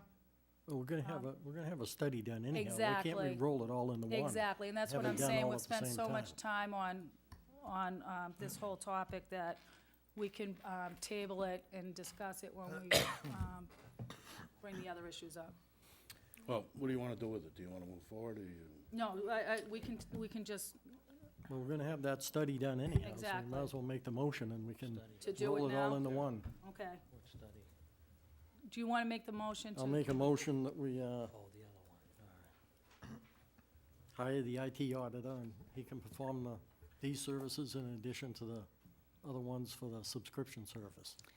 I'm sorry, I thought you said, Rick, that our IT person already had someone, and that you guys were going I- to discuss the progress this person has already made? Well, at the last item, I did tell you that I would update the board on what Ellen Smith was working on in those Yep. regards, so. So why do we need a second auditor? We don't. I don't know. We can use the same person. Well, but that person's already working with Ellen Smith, I would so I don't know why Again, we're I would hiring pref- anyone. We I would wanted to prefer to give you review an the update on that subscription if you'd service, and like, now we but- can add these duties in as well. Yeah. They can expand the scope of services. My, if I could, Mr. Chairman? Sure. My concern has nothing to do with the first part of this, but the insinuation that anything was done inappropriate with the audit report, I find offensive after I've already had this conversation. So, if there's an accusation, I prefer it be made, and if there is, I'll answer it. Well, I actually would like to know, because I think this is the unsaid question that everyone seems to be afraid to ask. How did the independent audit report get on the website? Rick, could you tell us? I already have. You haven't The told staff me. person in my office put it on the website. Okay. That's what happened. And this is a common That's what- practice. This is what we do That's what we every do. year when we have an audit report? Since 2006, yes. But Okay. again, Thank I'm not sure exactly what the issue is. That's why I don't want to address it too deeply. That's And why. while we're discussing the audit report, I thought we were gonna invite the auditor so we could review the audit. 'Cause I Yes. like to have my day in court. I don't You know? disagree with you. Unfortunately, we had a meeting scheduled for tomorrow night that had to be moved, and that causes scheduling problems. So so I agree with you. That is something that we have on the radar screen, You so. know? All right, people, where are we going with this? All right, I'll amend my motion that we can, based on what Rick has in there, that we'll strike how the town audit report got on there and just leave it to the CPA. Yep. Okay. Is that okay, Rick? And who is conducting this? Okay. Steve wants to say. Preferably maybe someone that Ellen Smith has, or we had talked about hiring an I independent don't think, consultant. is there a question as to Steve, how can you the, enlighten us on this before we drift around a little more? That's for now, you need them, now you don't. Unreal. The chair of the CPA has a login to the website. He logged in and posted a headline. Thank you. Okay. Now, do we have a motion? Who's the motion? My motion stands. Yeah, but I Do you, had. do you have co- it or you don't have it? I had contacted Bob Bentley, and he didn't, he just responded that he gave permission for it to be uploaded. I would ask that you, for the sake of the record, Restate the motion. I don't want to have to try to explain what the motion is. I don't understand myself. Okay, We had agreed before that we would have someone come in and look at the subscription service to see if there was any way that someone could grab those emails and use them for personal or political reasons. And then what I was adding in was the CPA. Right. How that got on there, and Right. that would be a good exercise to see how everyone else gets on there. I know he said that, but So what's the Does motion? that clarify anything? No, What is the motion? We're getting there. there's no motion. I don't know what the motion We're is. getting there. The motion was to hire an IT auditor. Like I said, you, obviously, the board can, will do what you think you need to do, but as I say, that particular issue is not on the agenda, so I was not prepared to speak to it, so. well, it says Said under I'm items happy for to- discussion and possible vote, discussion and possible vote to hire an independent IT auditor to review the town website activity in any emails sent or received on town computers relative to a ballot question being voted on the April Right. 27th town election. Right, but that has nothing to do with the subscription service. But we had already, remember I told you before, we had, No, I understand, Jack. All I'm Yeah. saying is, because it wasn't here, I was not Oh, prepared yeah, to give you no, an that's update. fine. So so I'd be happy to my give. vote just stands on that. All I said That's was, fine. we could combine the two services. Fair enough. So we already have an IT audit person that could do this, so we won't have to hire? We just continue it? No, I work through Ellen Smith. Ellen Yes. Smith is the person who Right. is the IT coordinator for the school department, and where our information is hosted on that website, on that server. So quite frankly, this is a little over my head. She was working to have a third party do this work. So I prefer, again, I will get you an update on that. I mean, I can't obviously tell you what to vote or not vote, but I will get you an update on what you Well, previously The discussed. original vote that we took was to hire someone to evaluate the subscription service. All right, we've To said see this, if- But that's not on the agenda. we've said this 3 No. times, okay? Right. And then I'm voting this here. All I'm saying is that Add that to the list. probably combine them, have the same person do the same thing. If you want to hire That- 2 separate people, that's fine. I wouldn't want to do that, no. No. Wouldn't want to do that, so. What's the motion? I thought I just read it. I'll do it again. Do you have it? Elaine? Motion to hire an IT auditor is what you said, actually. Yeah. That's all you said. Excuse me. Make a motion to hire an independent IT auditor to review the town website activity in any emails sent or received on town computers relative to a ballot question being voted at the April 27th town election. It's right off the, Thank you. I read it right off the All agenda. right, so we have a motion, finally. Do we have a second? I'll second it. We have a motion and a second. Do we need any further discussion on it? I believe Chief Mix has his hand up. Can I just get clarification? Please use the mic. Microphone, please.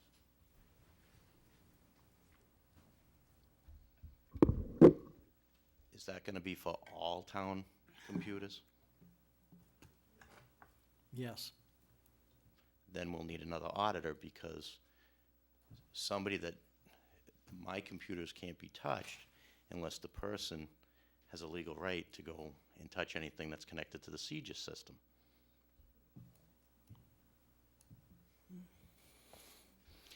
And every one of my computers touches the CGIS system.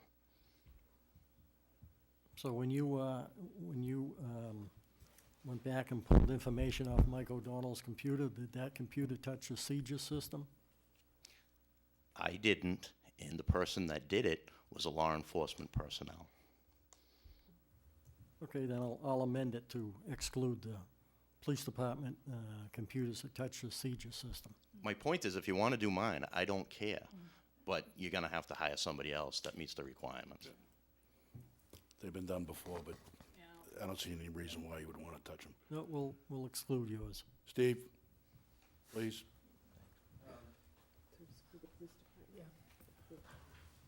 I almost feel like letting you do this just because I'm, at the end of my rope here. But the way this is phrased, you're not going to find anything in emails. You're going to find something maybe in a log file, but you don't have the log file information. This is just going to cost money. If you want to have somebody come and look at my code, comment on it, that's fine. But there's not going to be any trace that you can find of some misbehavior for two reasons. There was no misbehavior. And number two, if there were, there are no breadcrumbs here for you. Thank you. So from a technical standpoint, what are you suggesting? I'm suggesting you're wasting your time and money, but It wasn't my feel point. free. I'd be very happy to have somebody else look over my shoulder or look at the code. I might pick up a few pointers. It's not my area. I'm always happy to have somebody give me a hint about something. But as far as misbehavior that you're trying to unearth, it's not there, and if it were, you wouldn't find it this way. How would we find it? The best way to do it would have been to allow me to finish the login system so that every person has an individual responsibility, and every action would have a corresponding log file entry, and then you could match that up with the web files and see who came in and monitor any changes, any inappropriate changes to those log files. But that's not implemented yet because I haven't had time. No offense to either you or Helen, but you're going back and forth and back and forth. We have an independent person come in that's an expert in it. Let them clear the air, once and for all. All right, we have a motion, a second. Any further discussion? Hearing none, and exhausted. Sorry, can I just say, can I ask one question? Because you said all town computers. Do you mean all town employee computers, or do you mean all town computers? Because if you're gonna include the public access computers at the library, then you need search warrants for those. Jack? My motion stands. You'll need search warrants. That's it, that's fine.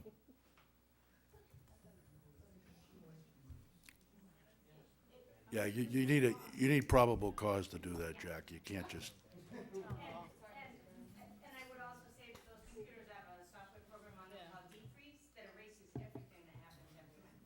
So even if you got a search warrant, there isn't gonna be anything, and it would be spending money to come up with them to tell you there's nothing here other than what happened on this. By the time, if we keep having employees stand up, we might as well not even do this. well, This isn't the employee computers. okay. Yeah. All right. So it sounds to me it should be exclusive of the police and the, what do they Any call other those? exclusivity? Public access. Talking about the employee ones, Yeah. I'm talking about the ones that patrons use. Right. All right, I'll go with that. Anyone else got any more exclusions? Lynn? Lynn does. Mr. Chairman? Oh. State computers.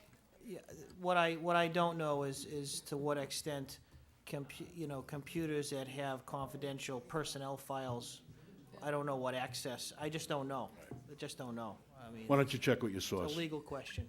Check with your source. I have and- to check with town council. That's all. Okay, we have the motion and the second. And the motion's been modified to exclude the public access and the police computers, right? Okay, and Mr. LaFawn will do some research with his source that's currently conducting an audit with the school administrator anyway, so. Can we get that done pretty soon? Before you leave. We have nothing else to do, right? All right, all in favor, please say aye. Aye. Aye. Do you think that we should table this? No, No, I'm being serious until Rick can come back and tell us exactly what computers can be reviewed. Okay, Or- I'll or buy pu- that. or- Let's move forward. Yeah,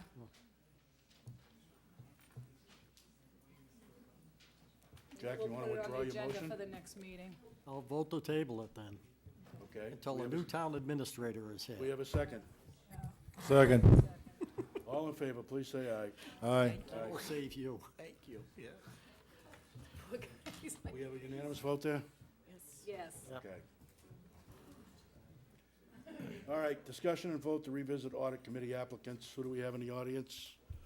I see Mr. Lazan. Anybody else?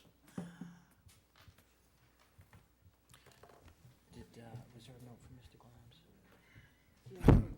I have a comment on the audit committee, only because we've got two different audit reports that we're going to be looking at, and the one that asks for an audit committee is the DOR one in one of their requirements or one of their recommendations. So what I'm saying is, I think we need to table this until we can decide here what the direction we want with the audit committee, because there's a possibility of some pretty important stuff here. One, that they could come in with a recommendation that we form a financial department in which both the town clerk, the treasurer collector and the town, the town accountant, they would both be appointed in such a department. So there's a lot of, I think there's some important decisions and recommendations that could be made by this committee, and we should get a little more direction. So I was going to recommend or make a motion that we table it until we can discuss it further as to what direction we want to go with that audit committee. It's kind of strange, because, you formed an audit committee a couple of years ago, or a year and a half ago. You didn't give them any direction. The DOR report did, though. The DOR report. So what I'm saying here is, which audit reports are we going to gear to with the audit committee? think It they just doesn't matter. recommend We- Yeah, it doesn't We matter. said that we were gonna table reestablishing the audit committee till after the election, and it's after the election. We have, I believe, one applicant, I'm not sure if there's more, but we need to get it started. Just like before the election, I had said that we were gonna wait till we have, what was it, 3 to 5 members before any decisions would be made, et cetera. Let's keep moving forward. Let's get it started. They can't do anything until they've got enough members to have a quorum anyway, so we need to start moving on this. I think, Dick, you wanted to wait till after the election, and this is after the election, so. Yeah, which I did. Well, we have Mr. Luzon, who's been here, sitting there for a couple of hours, waiting patiently. Brian, you want to come up to the table? Yeah, do it. If I may, Mr. Chair, though, I'm not clear as to what revisit audit committee applicants means. What is? Revisit them from reappointment. But it doesn't say reappointment. I think I don't even know what revisit the audit committee applicants means. It doesn't say, reappoint audit committee applicants, and which Can't be a applicants. reappointment because I was never appointed to begin with. That's right. Or it doesn't say new applicants, or old applicants, or which applicants. I think at your last meeting, you voted to table it until after the election. yeah. So, how clear can you get? No, well, the last time we voted, we had very specific applicants that we were going to vote to appoint. That doesn't say anything about that here. Items for discussion and possible vote, To revisit audit committee applicants, well, which applicants? the ones that were here And before revisit, I before don't the understand what election. revisiting means. Well, it doesn't say that on the Just go agenda, back to it. Revisit means go back. but it doesn't say which applicants on the agenda. It doesn't say that. I don't know, maybe we should ask who called the house to ask me to be here, what she asked me to be here for. I put it on the agenda to revisit the audit committee applicants because it was voted on, based on Dick's recommendation, to wait till after the election to bring you back and any other applicants that were interested. So I think this is unfair if we bring them back a third time. I think this is totally understandable by most people, especially based on the discussion we had at the last meeting before the election, that we were gonna table it to immediately after the election, so. I don't, And Mr. Lozon's already appeared in front of us, and You know, that may be your interpretation, but I mean, I don't see that on here to revisit audit committee applicants. It doesn't, it's not clear to me. Does that mean old audit committee applicants, the original audit committee? And what does All audit revisit mean? I don't know. well, I think it's pretty appropriate, you know, at your last meeting, you wanted to table it. Yeah. Because you didn't want it to be political until after the election, and here we are, after the election. right. Yeah. Well, do we have a Yeah. motion? Do we want to move forward with this? or- yes. Okay, then make a motion. What type of motion? We have to hear from Brian first. I mean, Make a motion to appoint. We get a second, then we'll open it up for Okay. discussion. It doesn't say to vote on reappointing. We understand that. You've said that 3 times already, okay? Good, I'm glad you do. Okay. based on our discussion at the previous meeting to table the applicants until after the election, I make a motion to appoint Brian Lazon to the audit committee. Do we have a second? Well, I wasn't here, so I don't know if I can second that. You can. I'll second. All right, let's open it for discussion. Folks? So you want to discuss your background again? Because I wasn't here. Well, let's see, I had 8 years of experience with the planning board, 2 years as chairman of the board, sat on several subcommittees while on that board, including with Mr. Wood on the earth removal committee. As always, all committees work towards the best interests of the town, you know, leave all personalities aside. Not always going to agree with everybody on any given committee, but that's how you're going to come up with your best resolution to get everything out in the open and discuss it. Owned a construction company for 30 years. Currently work for the town of Barnstable, Structures and Grounds, oversee 34 people, full-time employees, and several part-timers. Deal with, you know, paperwork there, payroll, $3 million budget.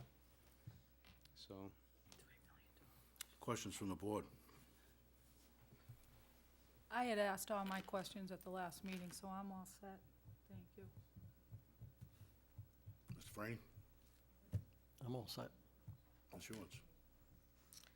Well, seeing as how a vote to appoint is not on the agenda, I don't think it's appropriate to talk about it.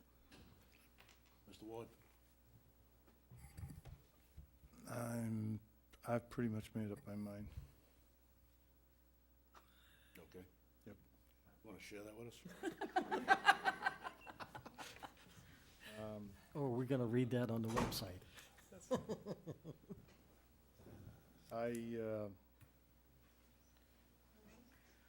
I don't like a couple of things that we're trying to move towards, and although seen Brian work in town quite a bit, but I want to see a little more of, I wondered if we can't meet on, and have that on our agenda at some point to define more what we would want to describe or such, what the audit committee is going to do. Absolutely. So I want to wait In till fact, that I would then. agree with you on that we should give them their direction and marching orders in which, what we That's want what done. I would like to see at this point first. So that's why I'm not voting in favor of Brian. That's all, not necessarily Brian at this Let me get this straight. Before the election, it was political, and you wanted to wait until after the election. It's always political. And precisely, it's political I right mean, now, that's right.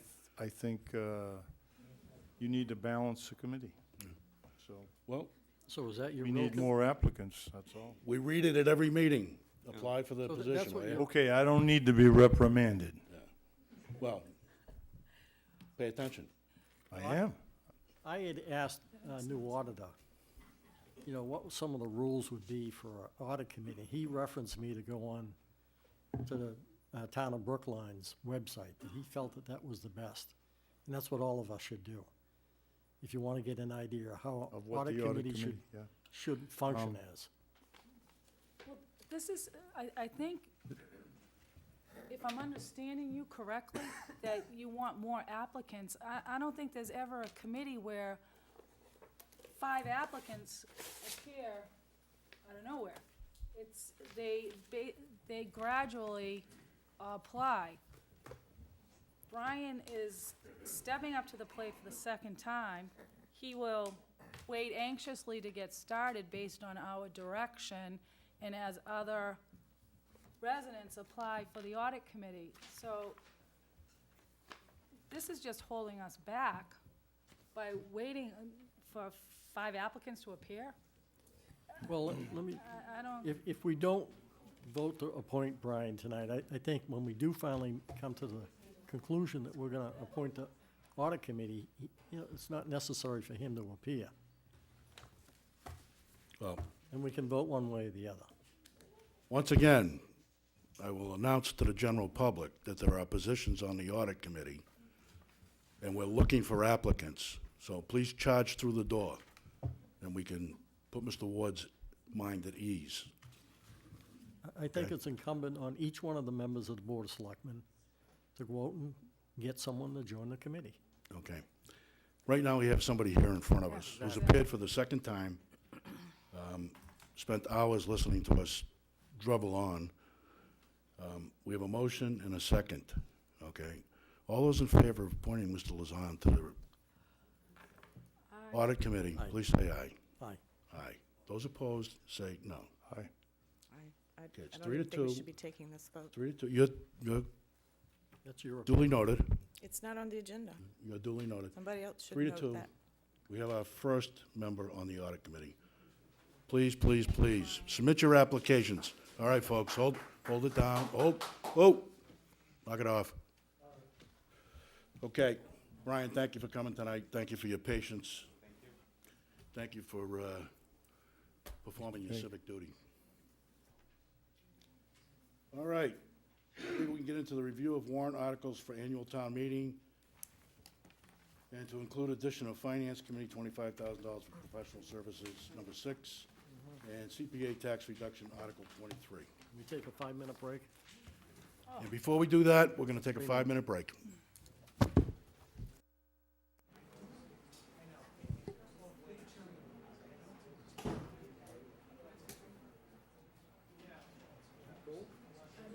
I know. I'll be okay. Did they just turn the temp down They 50? did Wait a minute, by the way, who was they? Did we just turn the temp down 50 degrees in here? Exactly. Jeez. Roads are getting beat for it too. What are we doing? We're going through the articles?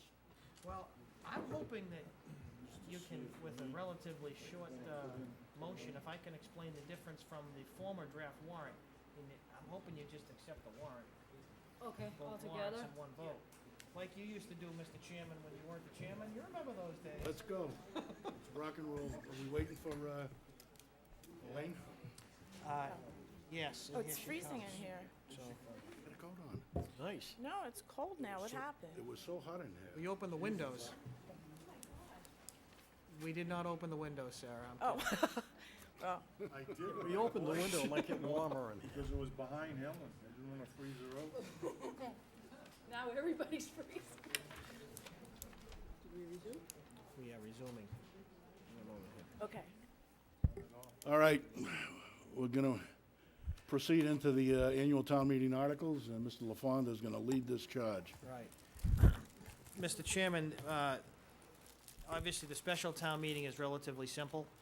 If you could take them out of order real quick, only because I don't think there'll be a lot of discussion. There's the article on there to pay unpaid bills from prior fiscal year, and then there's the standard article that we use to balance the budget at the end of the year. So those are the only two. Do you have a breakdown of that? I don't need it tonight, but, you Yeah, know, yeah, I do have just to see because I was talking to the police chief, and he tells me Yes. what he needs for money. that's the Did you primary provide some problem. money in that for him? Yes, that's the number one reason why we need to, they're gonna need a lot of money, so. I'll make a but motion. I do have a draft of what that, menu of transfers would look like, so, I'll make a motion, we approve the special town meeting warrant. Second. We have a motion and a second. I'm sorry, we're not making a motion to approve it, No. are we? We're just recommending that it get posted? Is that? you're just Okay. approving the articles that That's are what I on meant. there Gotcha. for Okay. posting. All right, we have a A lot of motion and a people. second. Any further discussion on the special town meeting warrant? Hearing none. Or maybe hearing one. Well, I don't know if this is the appropriate time, thank you, for me to request this, but can you move articles around? And the reason I ask that is Article 30, We're voting on the special town meeting warrant. Yeah, the special. oh, this is the special, I am Right. very, very, very sorry. We could flip-flop them, but No, there's only sorry, two. Sorry,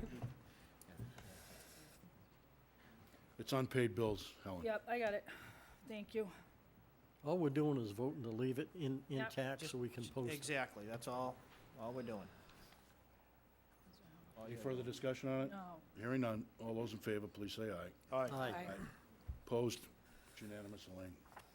Okay, on the annual town meeting warrant, there are three, and we go through a process where we make sure that our department heads review the warrant too, to make sure nothing was missed. What you don't see listed here is we have a standard article every year to fund any collective bargaining increases. So we've included that article on there. It's not a specific amount, it's just it's the standard jargon you've seen in prior years. Which one is it? Which one is that? One moment. Number five, so I'm told.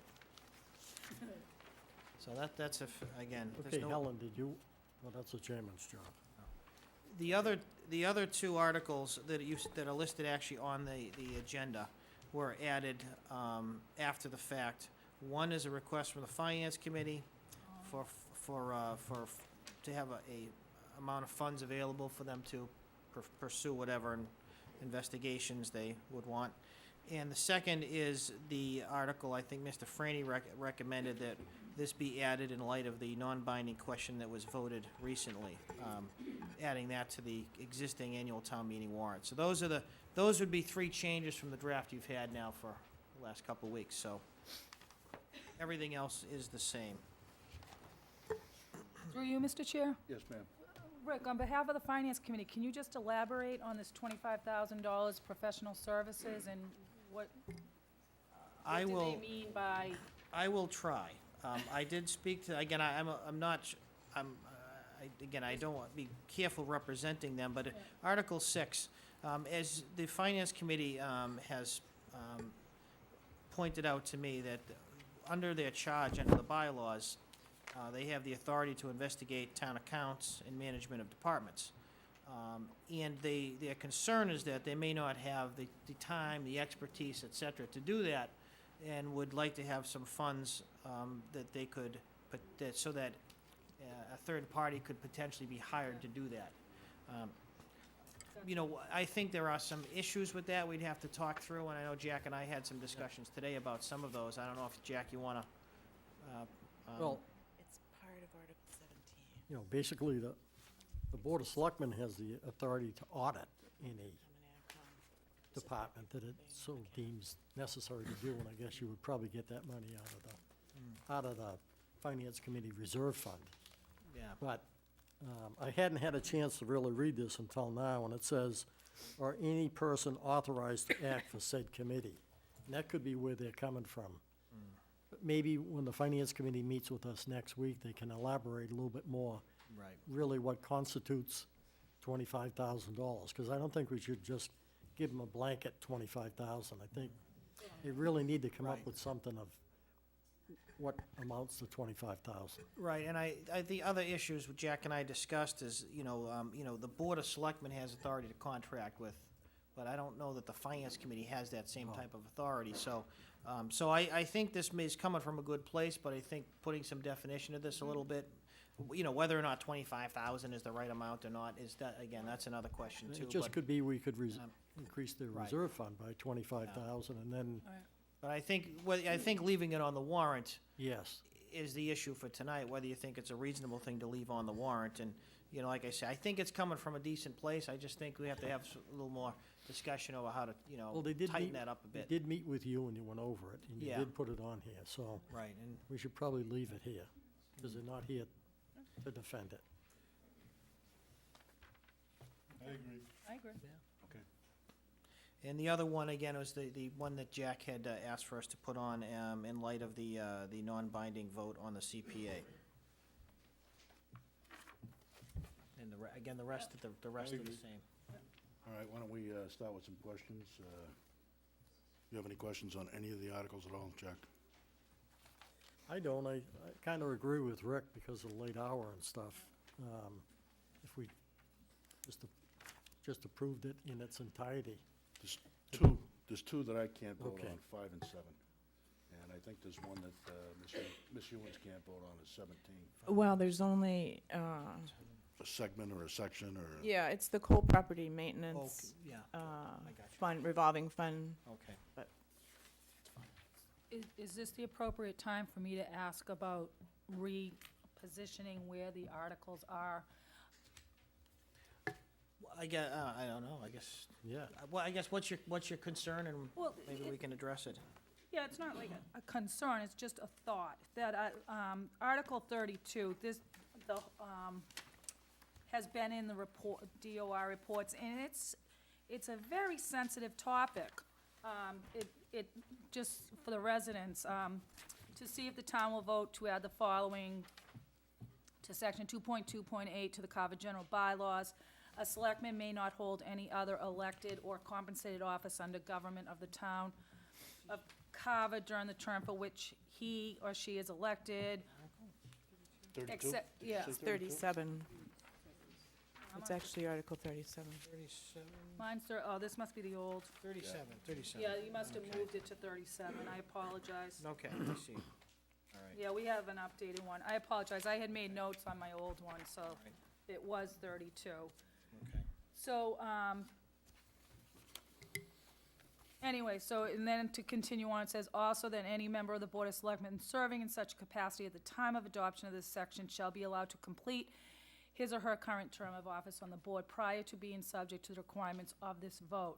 So I just think that this is a really sensitive, important topic. This can change the whole dynamic of our elections in the future. So I'm just asking that I think we should put it more towards up front where there's more people at the town meeting, whereas the meeting floor usually dwindles down.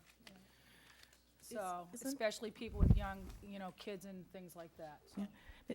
If I may, Mr. Chair, isn't a petition article, don't they traditionally go in the back anyway? Because those come from someone in the general public? Well, And isn't it up to town meeting to decide whether something comes Well, up at the front? this is the way we've organized our warrant for many years, and, so that it categorized like this, but, I wouldn't suggest that the board doesn't have the authority to arrange the warrant the way they want. I think, But that's if what we've this done to is- set this up, but, yes, town meeting can take any action, any article out of it, order that they would wish based Yeah. upon a motion, so it doesn't have to be further up in the warrant to do it, but once again, I know it would probably give Elaine, nightmares to have to reorganize the warrant, but again, I think the selectmen have the authority to move stuff around the warrant if you like.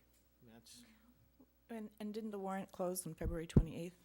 I mean, I guess my point is, I would rather leave the position of a petition article to the town meeting voters who come to town meeting, since, the warrant technically closed on the 28th of February. I would think, to me, it's up to them, not up to me or not up to us. it's certainly not up to me. That's the part I can guarantee, so. I think the warrants did close then, but we You know, all we're doing is reorganizing where things go, so I don't think we're gonna violate anything. Do I make a motion on this? I would suspect you would have to. I would like to make a motion that we move Article 37 to the front of the town meeting warrant, so everyone at town meeting has the opportunity to be there in case people have to leave early. I think it's a really important topic, so. I think you have to be specific. Okay, so let's put, I would put it,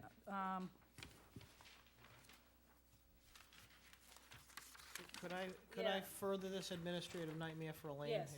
If you choose to Yes. do this? yes. Just to be consistent, I would suggest that after, maybe you would wanna do it, you know, not mess around with Articles 1, 2, Right, the money article, 3, 4, the budgetary stuff. yeah, And the capital plan, and that after the capital plan, which is Article 7, then you would remove all of the petition articles as a group. oh, I see.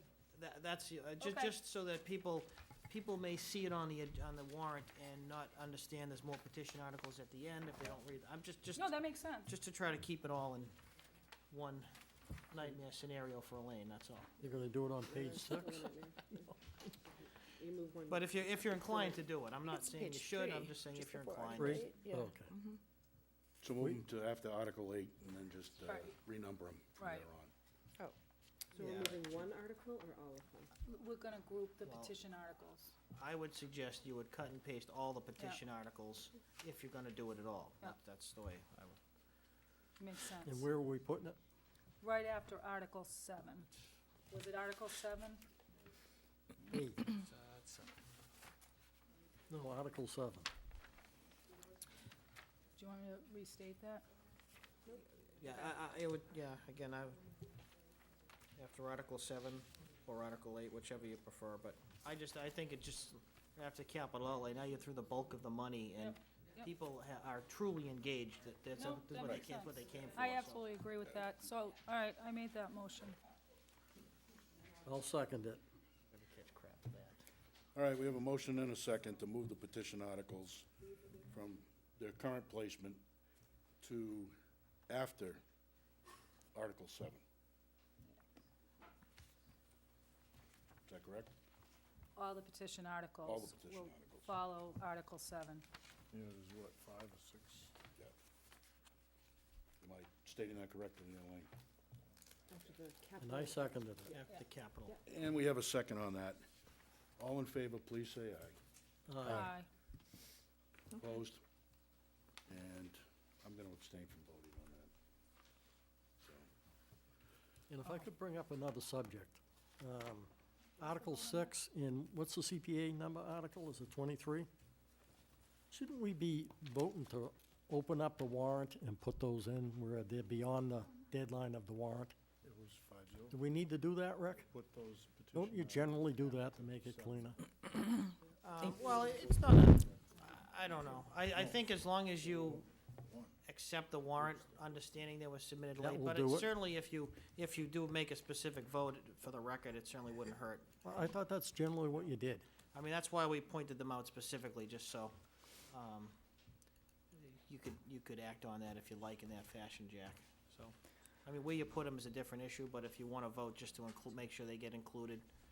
Well, I'll make a motion that we open up the warrant, insert Articles 6 and 23 in their place in the, as presented on the warrant. all right, we have a motion. Do we have a second? I'll second that. We have a motion and a second. Any further discussion? 6 and 23. 23. It's on the Finance Committee money and So we're the putting them into. CPA, All we're doing is voting to put Voting them into the into warrant. Yes. Yeah, Right. okay. just to make it clean, because they Yep. were beyond the deadline. Yep. I get it. No questions, comments, suggestions? Hearing none. All those in favor, please say aye. Aye. Aye. Opposed? It's unanimous. Okay, Rick, keep it rolling. I'll make a motion that we approve the warrant So far, so good. Second, with maybe any exceptions from Mike and Sarah. And if I could add, I know earlier in the night you discussed the issue of the elected official salaries, having them provide an updated request since they weren't in office at the time. That's the only other thing that I'd point out. that- Okay, with the exception of Article 2. Articles 2, 5, 7, and what do And you a want? portion of Article 17. Portion of Article 17. Right. Elaine has suggested that including any changes to Article 2 as suggested by town clerk and treasurer collector. Unless you already just No, covered that. we while I can was vote chatting that with next her. week. Well, we're talking about just putting some on the warrant. Yeah, we're just putting it on the warrant. That's all we're talking about, again. Just trying to make sure we post what we're supposed to post. Elaine, do you have all that and the exceptions? Yep. Okay. And Elaine, my exception is that part of Article 17 that regarding the coal property maintenance revolving account.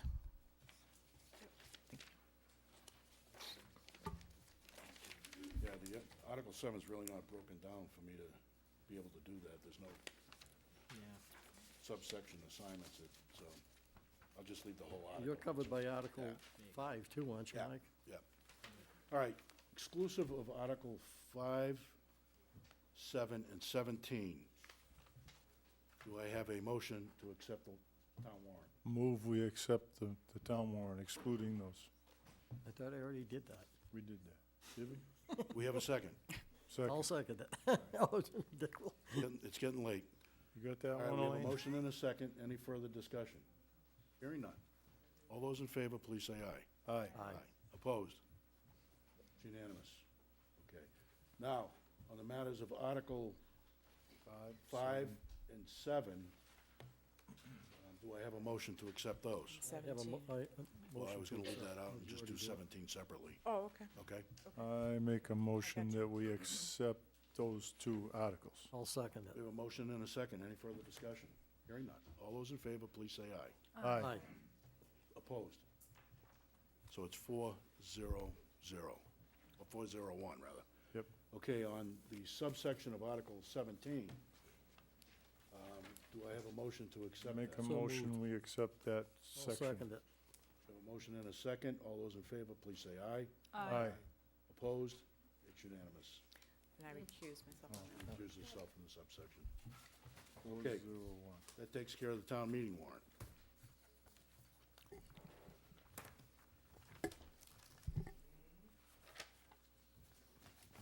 All right, discussion and possible vote to reschedule town meeting until June 17th. I make a motion, we approve moving the town meeting to June 17th. Until June 17th? Yes, So, if I from may, June 3rd to June 17th. so We'll see if we have a second for it first. Do we have a second? I'll second it for All right, we have a discussion. motion and a second. It's now for discussion. Go ahead, sir. Okay, thank you. So my understanding is that this is going to, if we postpone this town meeting until June 17th, this will completely mess up two departments in this town. One is the police department that will run out of money before that date. And the other is the school department that has to notify its teachers whether or not their contracts are being renewed or whether they have a job next year before June 15th. So in my opinion, we should go ahead and have the town meeting on June 3rd. And then if the town meeting voters so decide to postpone the rest of it at some point, then let them do that. But, I mean, I'm not ready to sit here and mess up two really important departments in the town. Just, I don't see any reason to postpone it in the first place, so. But I think we have some legal requirements, don't we, with both the police and the Well, we do have school to, department? we do have to pay people. That's the one, I think We have that's just, contracts. we have to have the special town meeting. We really can't delay that beyond June 3rd. My feeling is, and I did have a brief discussion with Mike about this last week, that, you know, if, you know, it doesn't make any sense, obviously, to have a special town meeting with two articles. You'll never get a quorum. You know, certainly, we could open the annual, do whatever business that people feel comfortable with and continue it to a later date if, that, you know, I'm concerned about the timeliness of the same things Sarah pointed out, but, and I don't think you know,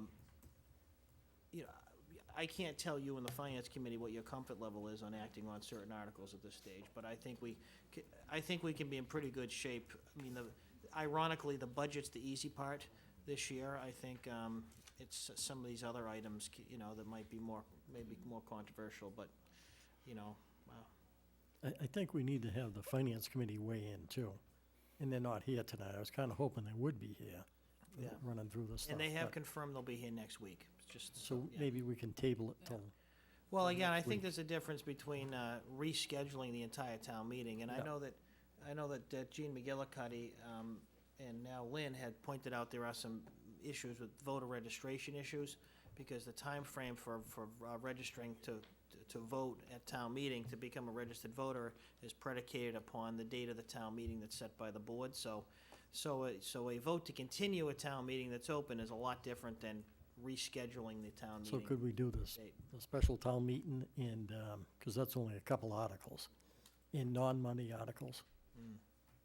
Well, to do a special, don't you have to open Oh, the you could. annual first? Yeah, no, you Yeah. could, well, you could do that, I mean, again, but you have to at least open the annual town meeting, and then whatever you Same. wanna do on it, You and then could you do- can continue what you haven't completed to another night, I think that's, You could do the annual with non-money articles. You and could. Open it up and then have the special town meeting, that will at least solve the problem yeah. of the police department. Mr. Chair, I think our town clerk has, if you want to let her speak.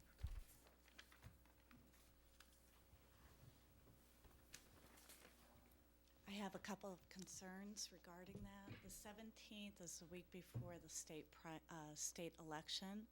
So if it gets continued for any reason, then we have an issue arising in our department anyways with having to arrange a continuation while we're trying to do a state election.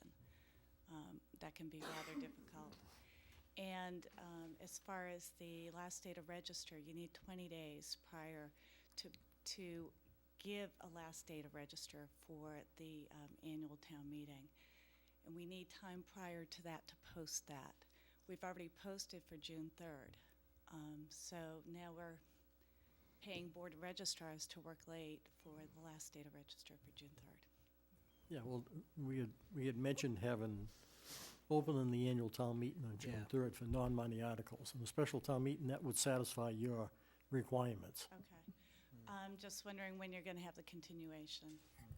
That would be up to town Well, meeting, wouldn't yeah, it? well, I think, first, yeah, exactly, and we'll have to research some dates that the school's available Yeah.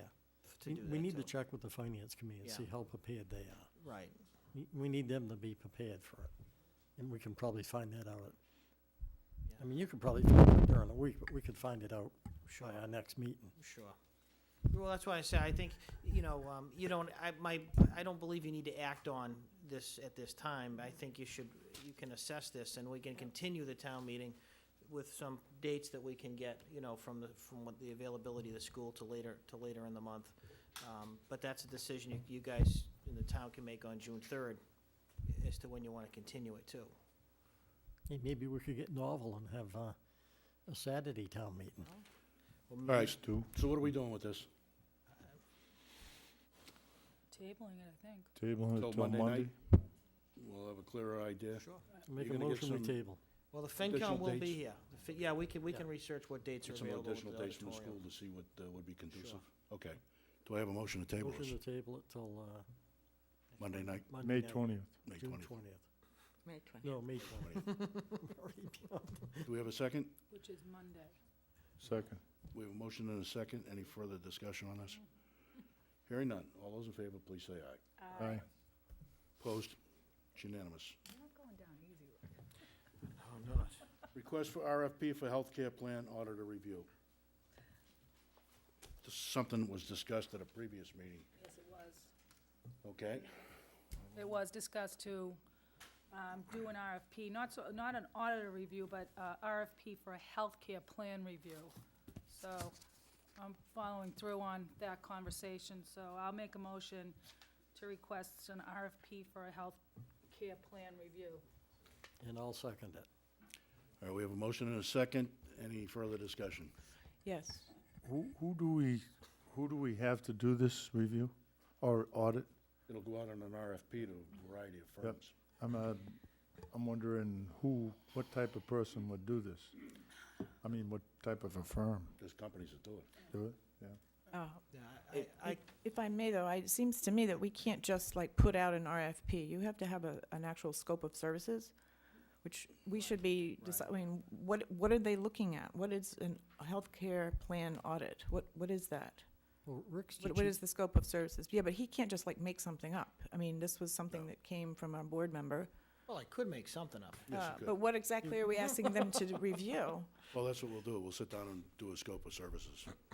you can go to the Inspector General's website probably and get some direction, or maybe even contact them. But correct me if I'm wrong, but doesn't our healthcare group, which is comprised of a number of towns on the South Shore, don't they have their own internal audit controls? Because their whole goal is to keep the cost of healthcare down for their member towns? Well, we have an underwriter, obviously, and we also have an audit too, which is, so there's both of those components. And those people, we don't pay them. They don't have an interest in telling us that we're Well, they doing get- a good job, Well, they do get paid. but not by us. No, they get paid through the plan, not specifically by Carver, though. Okay. So why are we doing an additional audit? I guess I'm just- Separate and independent review to make sure that we're getting the best bang for our buck. So, that's the goal and the idea behind it. We can, How are we we gonna can fund design, that? we can design a scope of services. From the Yeah, healthcare line we item, talked right? about doing Well, I know you had it, so discussed I don't know why it's even. Making, and I forget the exact amount available from our health budget. I think it was 5,000. That Yeah. sounds about right, so. Right. That's fine. And you thought we might have that in the healthcare line item. Right. At this point, I think we'll be probably, it wouldn't surprise me, obviously, if you're probably getting into FY14 possibly, but again, that's not a lot of money considering if we have a $5,000 problem in our $1 million plus health insurance line item, we We're in probably have trouble. bigger problems, so, I mean, All right, we have a motion and a second. Any further discussion on this? Hearing none. All those in favor, please say aye. Aye. Aye. Opposed? Aye. 4-1-0. Thank you. Discussion of possible vote regarding appointing a screening committee for a new town administrator. Okay, somebody want to kick this off? Yeah, I will. I looked up the town administrator's screening committee previous when they hired Rick. And there were a number of different people on it.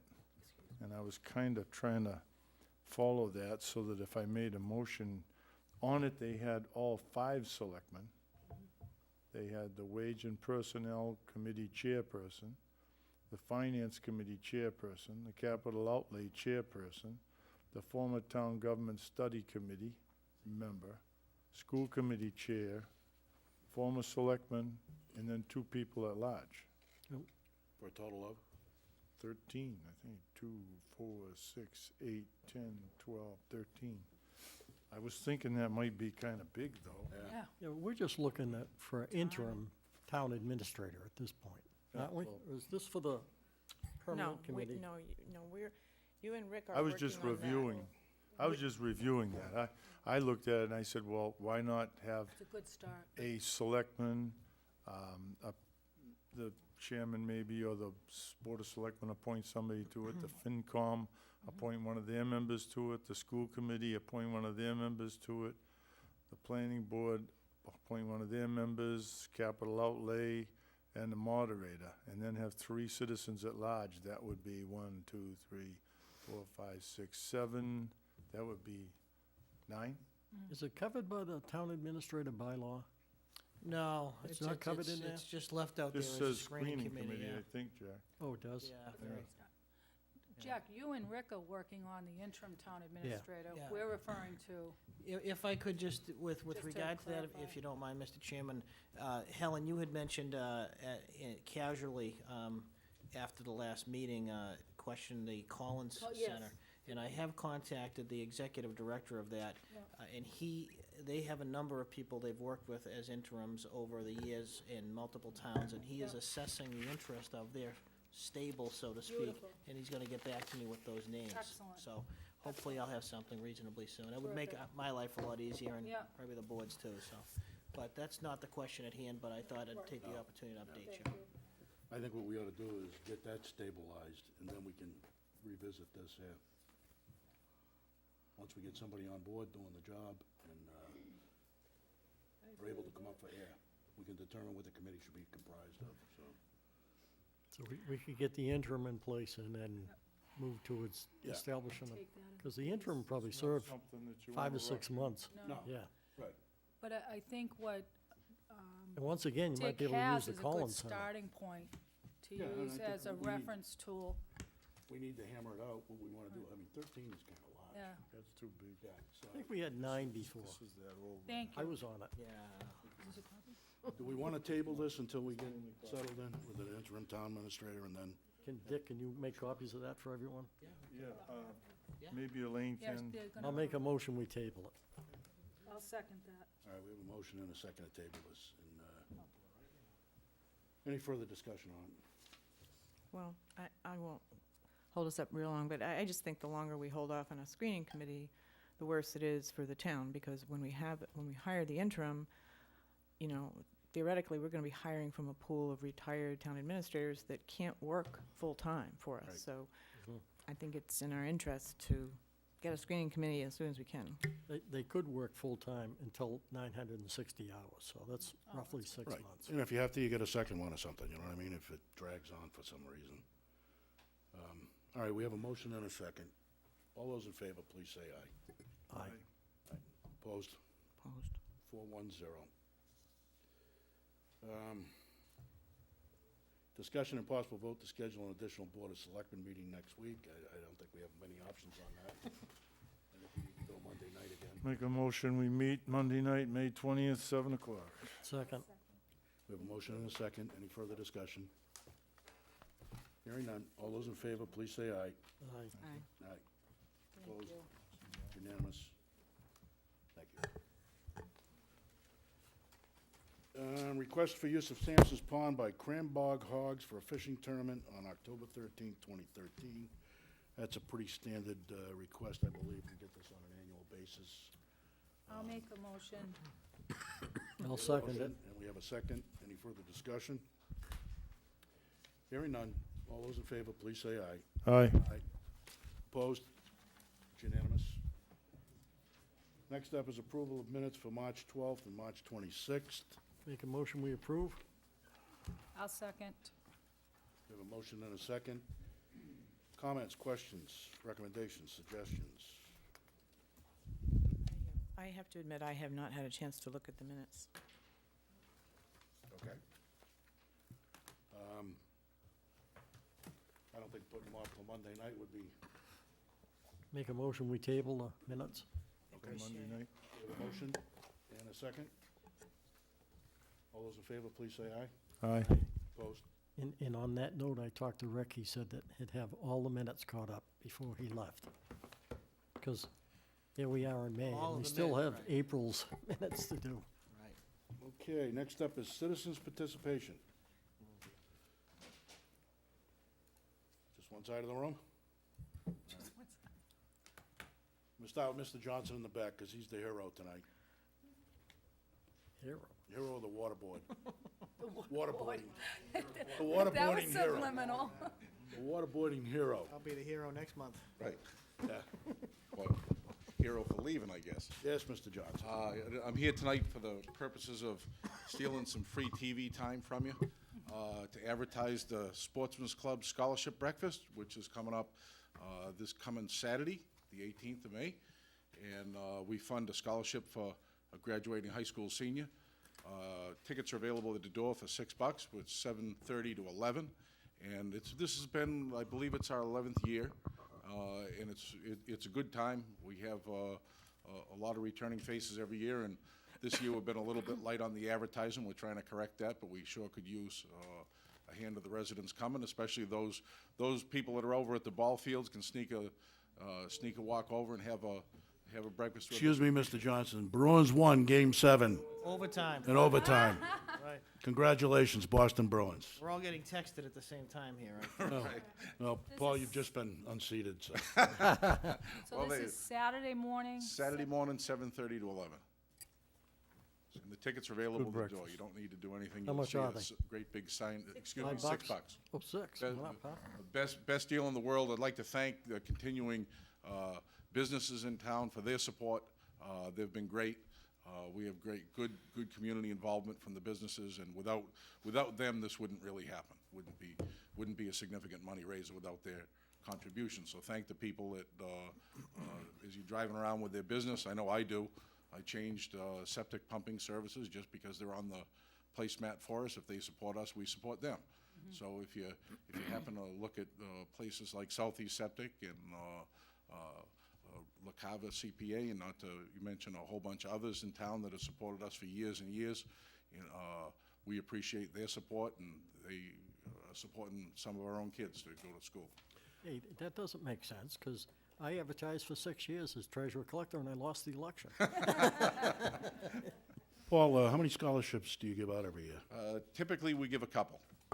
This year we're going to be doing one, but we'll come back next year. Typically, we do a conservation camp position, but they were full this year and we didn't get one. So, and that's always a risk with them. They fill up fast. So we've got kids waiting for next year, so.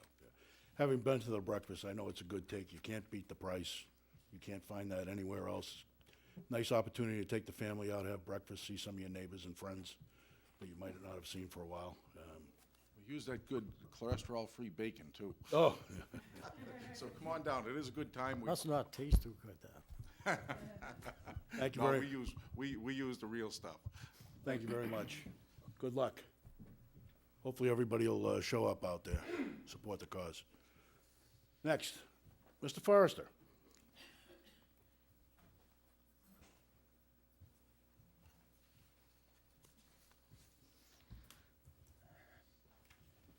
Good evening, Mr. Chairman. Thank you for letting me speak.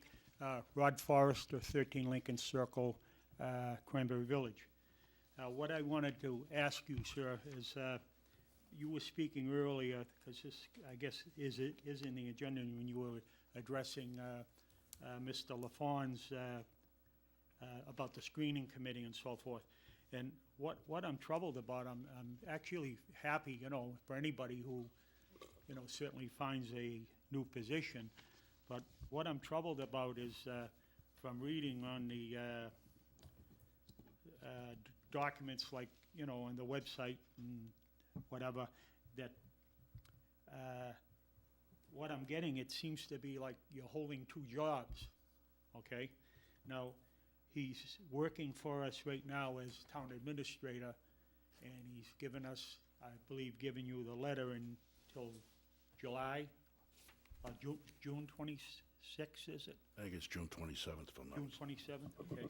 But I happen to be looking on the Abington Town website, and it says that he signed a new contract on the 16th, but it also says that his appointment becomes effective May 4th, or 6th, depending on how you interpret the number. And it also mentions that he's going to be they agreed to compensate him payable in installments until the end of the fiscal year.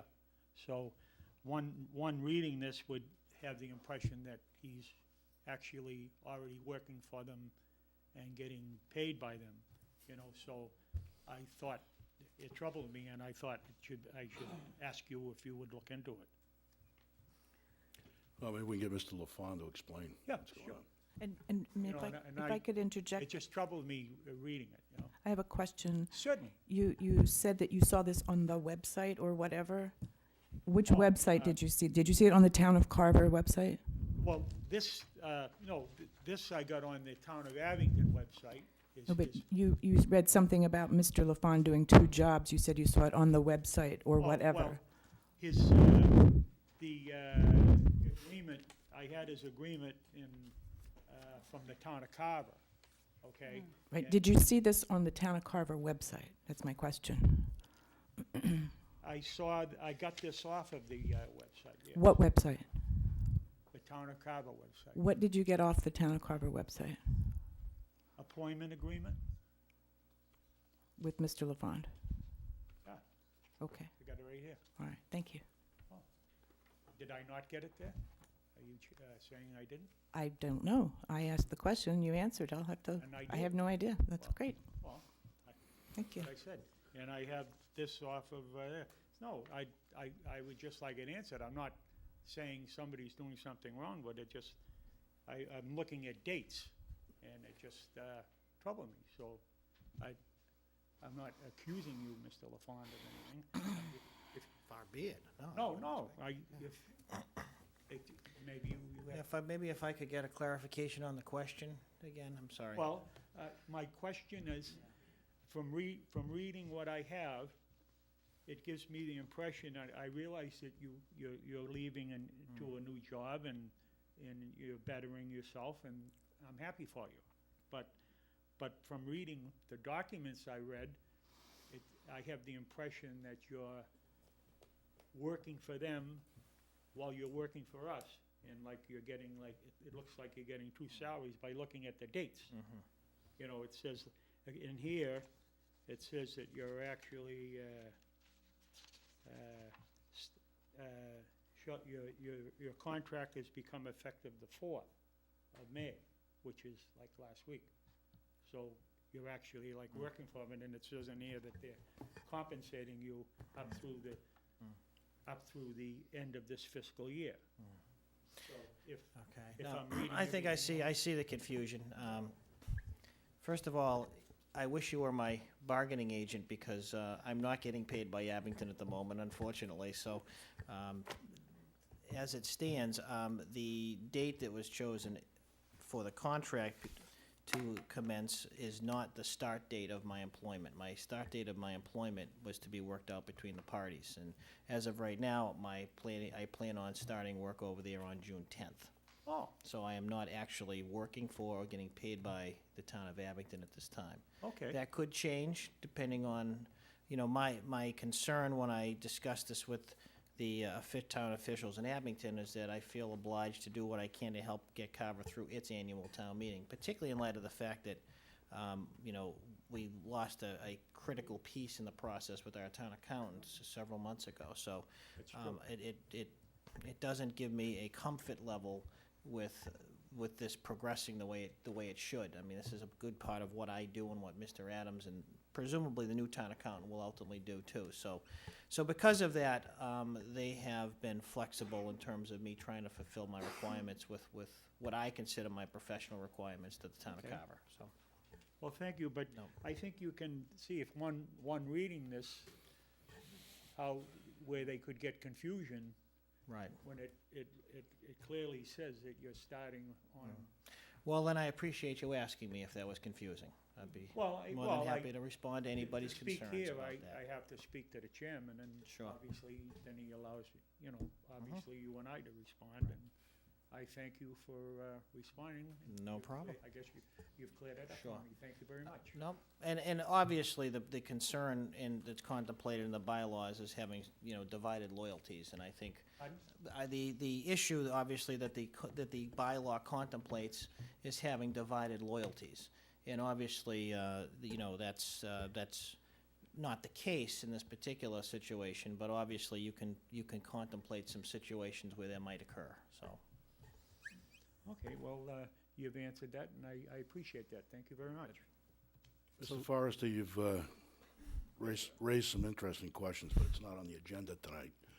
So we Pardon really, me? it's not on the agenda tonight, so we really can't speak to that matter. Oh, I was, I guess, thinking But- because We had updated you the mentioned policy. about the town administrator, I thought I'd opened that up. No, that he could speak to it. Oh, I But see what we you're saying, can't- but we can't discuss. We Oh, can't really oh, address oh. that right now because, Oh, I see what you mean, yeah. however, that raises some interesting questions. And I think what we want to do is we'll put something on for next Monday night. We'll discuss this. Okay, In the meantime, it'll give us an opportunity to do a little research and check everything out. all right. Well, thank you, Mr. No, and I'm certainly available to any member of the board that wishes to ask any questions they might have too, in advance of any meeting. That's, you know where to find me. Yep. Thanks very much. All right, thank you. Selectmen notes. Town administrator notes. Well, I have to say, some of the things I had on my list were to be brought up, were raised earlier during the various discussions, so, the only thing I would add is that, during this week, the board, and I will also forward to the finance committee, the most incredibly up-to-date recommendation of the town administrator for, for the budget next year, and some recommended financing plan of the capital items recommended by the capital outlay committee. So, to at least within my ability, make that all work within the levy limit. So, again, we've covered a lot of ground tonight, so I don't have a lot of points left to make. So, I'm sure you're not overly disappointed, but Yes. we can talk later, Mike. 10:15, we're still going early. If you want to hear the rest of This it, is Mike. still early. All right, anybody like to kick this off? Jack? You had to pick on me. I'm gonna be a little bit long, but now that I'm not treasurer collector anymore, I scrutinize the bills much more thoroughly, and I have 3 bills that I have concerns with that I want to bring up to the board tonight. One of them was from Buildings and Grounds, and, we have employees that we hired to do a lot of the lawn mowing and stuff, and there's one particular employee that always mows the Purchase Street fields. And now we're paying a subcontractor $250 to mow that field up there. And I'd like to just get an explanation from the Buildings and Grounds Superintendent. So can we have him come before us next week and give us an explanation of what's Sure, going but on here? Would it be better for me to get an explanation and email it to the entire board, or? Yeah, you could do I mean, that. rather than having Jerry in, Yeah, I mean, good. I'd be happy to do that. Can you give me a copy of the exact bill you're talking can, about, though? Okay. What is it, something that's subcontracting out, or? Yeah, well, I mean, we have employees that we've hired, and we've added employees over the years, and there's one particular employee I see does that work up there all the time. But now, all of a sudden, we have a subcontractor doing the work for us, and I'd just like an explanation of it. $250 is a lot of money to mow that lawn up there. Well, again, if you give me a copy of the bill you're referring to, I'll get you a explanation. And again, if you feel you need more follow-up, that's fine, we can Yeah. talk to Jerry, but. Yeah, I suspect that if Jerry has anything to do with it, it might actually be saving us money. Well, I suspect, but again, I don't want to predict, I just as soon, I doubt it. What else you got, Jack? well, I actually don't doubt it, I don't. The second bill I came across was the fabricate and install one internally lighted freestanding sign as proposed. It's for the school department. $17,990. But the thing that interested me was do not mail, return this to business office. A check from student activity fund needs to go with it. Basically, the student activity funds are raised. I do a lot with the student activities, I already did, to raise money for projects to go away on different trips and stuff. So I want to get an explanation from the school department why we're using money from the student activity fund for a purchase like this. They'll be here next week, To right? purchase what? It's this, fabricate and install one internally lighted freestanding sign as proposed. I think it's in the gym for keeping track of the scores and stuff. But I don't really feel that spending money out of the student activity fund is appropriate unless one of the classes has voted to add to this. Well, if you, Committee is here next Monday Yeah, night. Yeah. yeah, but if you, again, give me a copy of that Yeah. bill, I'll send it to Liz in advance so she can be prepared to deal with it. And Rick and I had went back and forth in this one here. A couple of weeks ago, there was 4 different vendors that put in money for the Sons of Veterans Hall. And what I noticed on the bills was they were paying the checks all to the Sons of Veterans Hall. And in the DOR report, it recommended avoid anti-amendment appropriations. We recommend that the town seek the opinion of the town council on whether appropriations of private organizations violate the anti-amendment under the Massachusetts Constitution. Upon reviewing the town's annual town meeting minutes, we found that Carver appropriated $19,000 to nonprofit organizations to support their activities. A municipality may only compensate such organizations for particular services rendered to the municipality and only after the service is provided. Basically, what happens with the CPC is they should be sending the check directly to the vendor, not to the organization. And I had asked Rick to hold it up, but he consulted with someone Yeah, and I'd like an explanation from the CPC committee.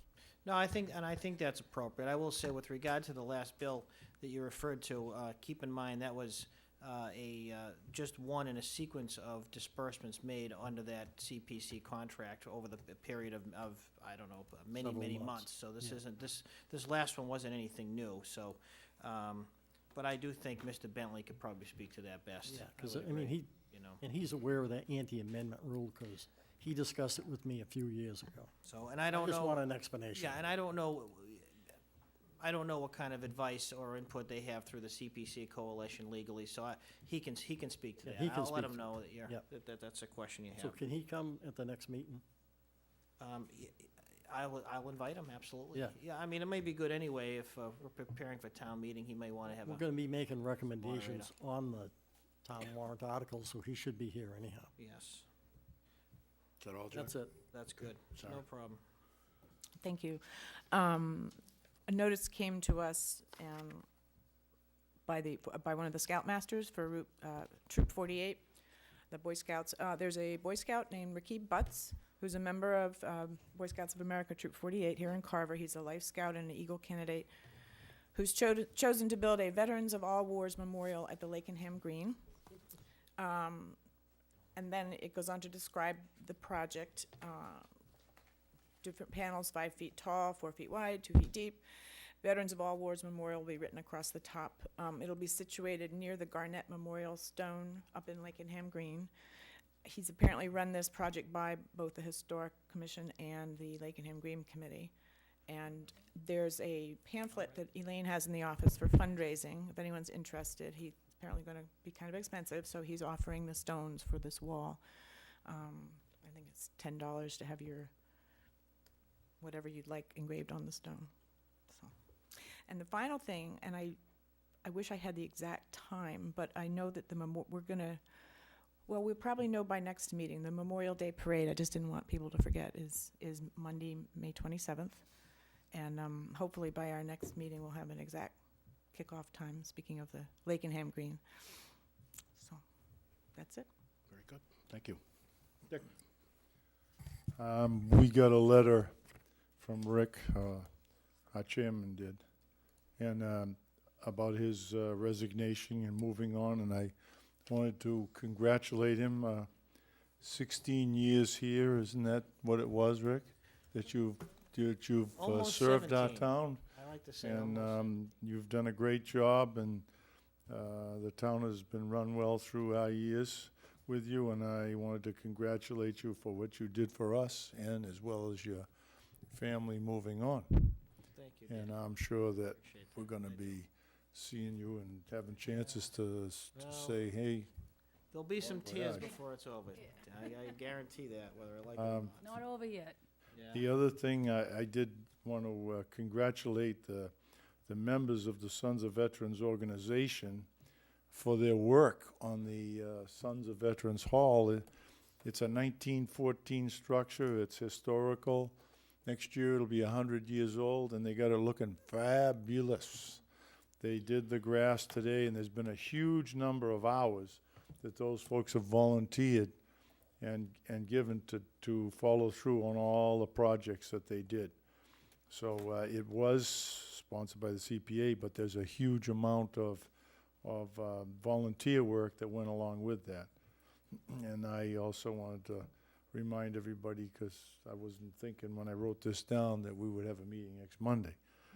But the 27th would be Memorial Day, and then the 28th would be our fourth Tuesday of the month meeting. Well, anyway, Memorial Day Parade, we're all marching, right? Yeah, we are. Good? I'm good. Thank you. Colin? I just, real quick, wanted to wish Dick Ward and Paula Newt the best of luck and good wishes. Paula in her new role, and Dick as you serve your new term. Wise old man. But I also want to congratulate Paul Johnson and Jack Franny for running what I consider a truly positive and a hard-working campaign. I believe they showed great character through it all. So I wish you both the best as you continue to help out the town. That's it. Thank you, Alan. I want to second what my colleagues mentioned. Congratulations to Rick and his family. Congratulations to Dick on his reelection and Paula, her election. And I want to congratulate Paul and Jack for the campaigns they ran. I think they kept their heads up high. I didn't hear anything negative emanating from their side of the political stream. So I think that to be commended, and I want to encourage you to continue to participate. As we can see, you can never get enough volunteers. We can't fill out half these committees, and every meeting we're reading, the list is getting longer and longer. So please, you guys have done a commendable job. What some people don't understand is, for the most of us, these are volunteer positions. We don't get paid for this, you know?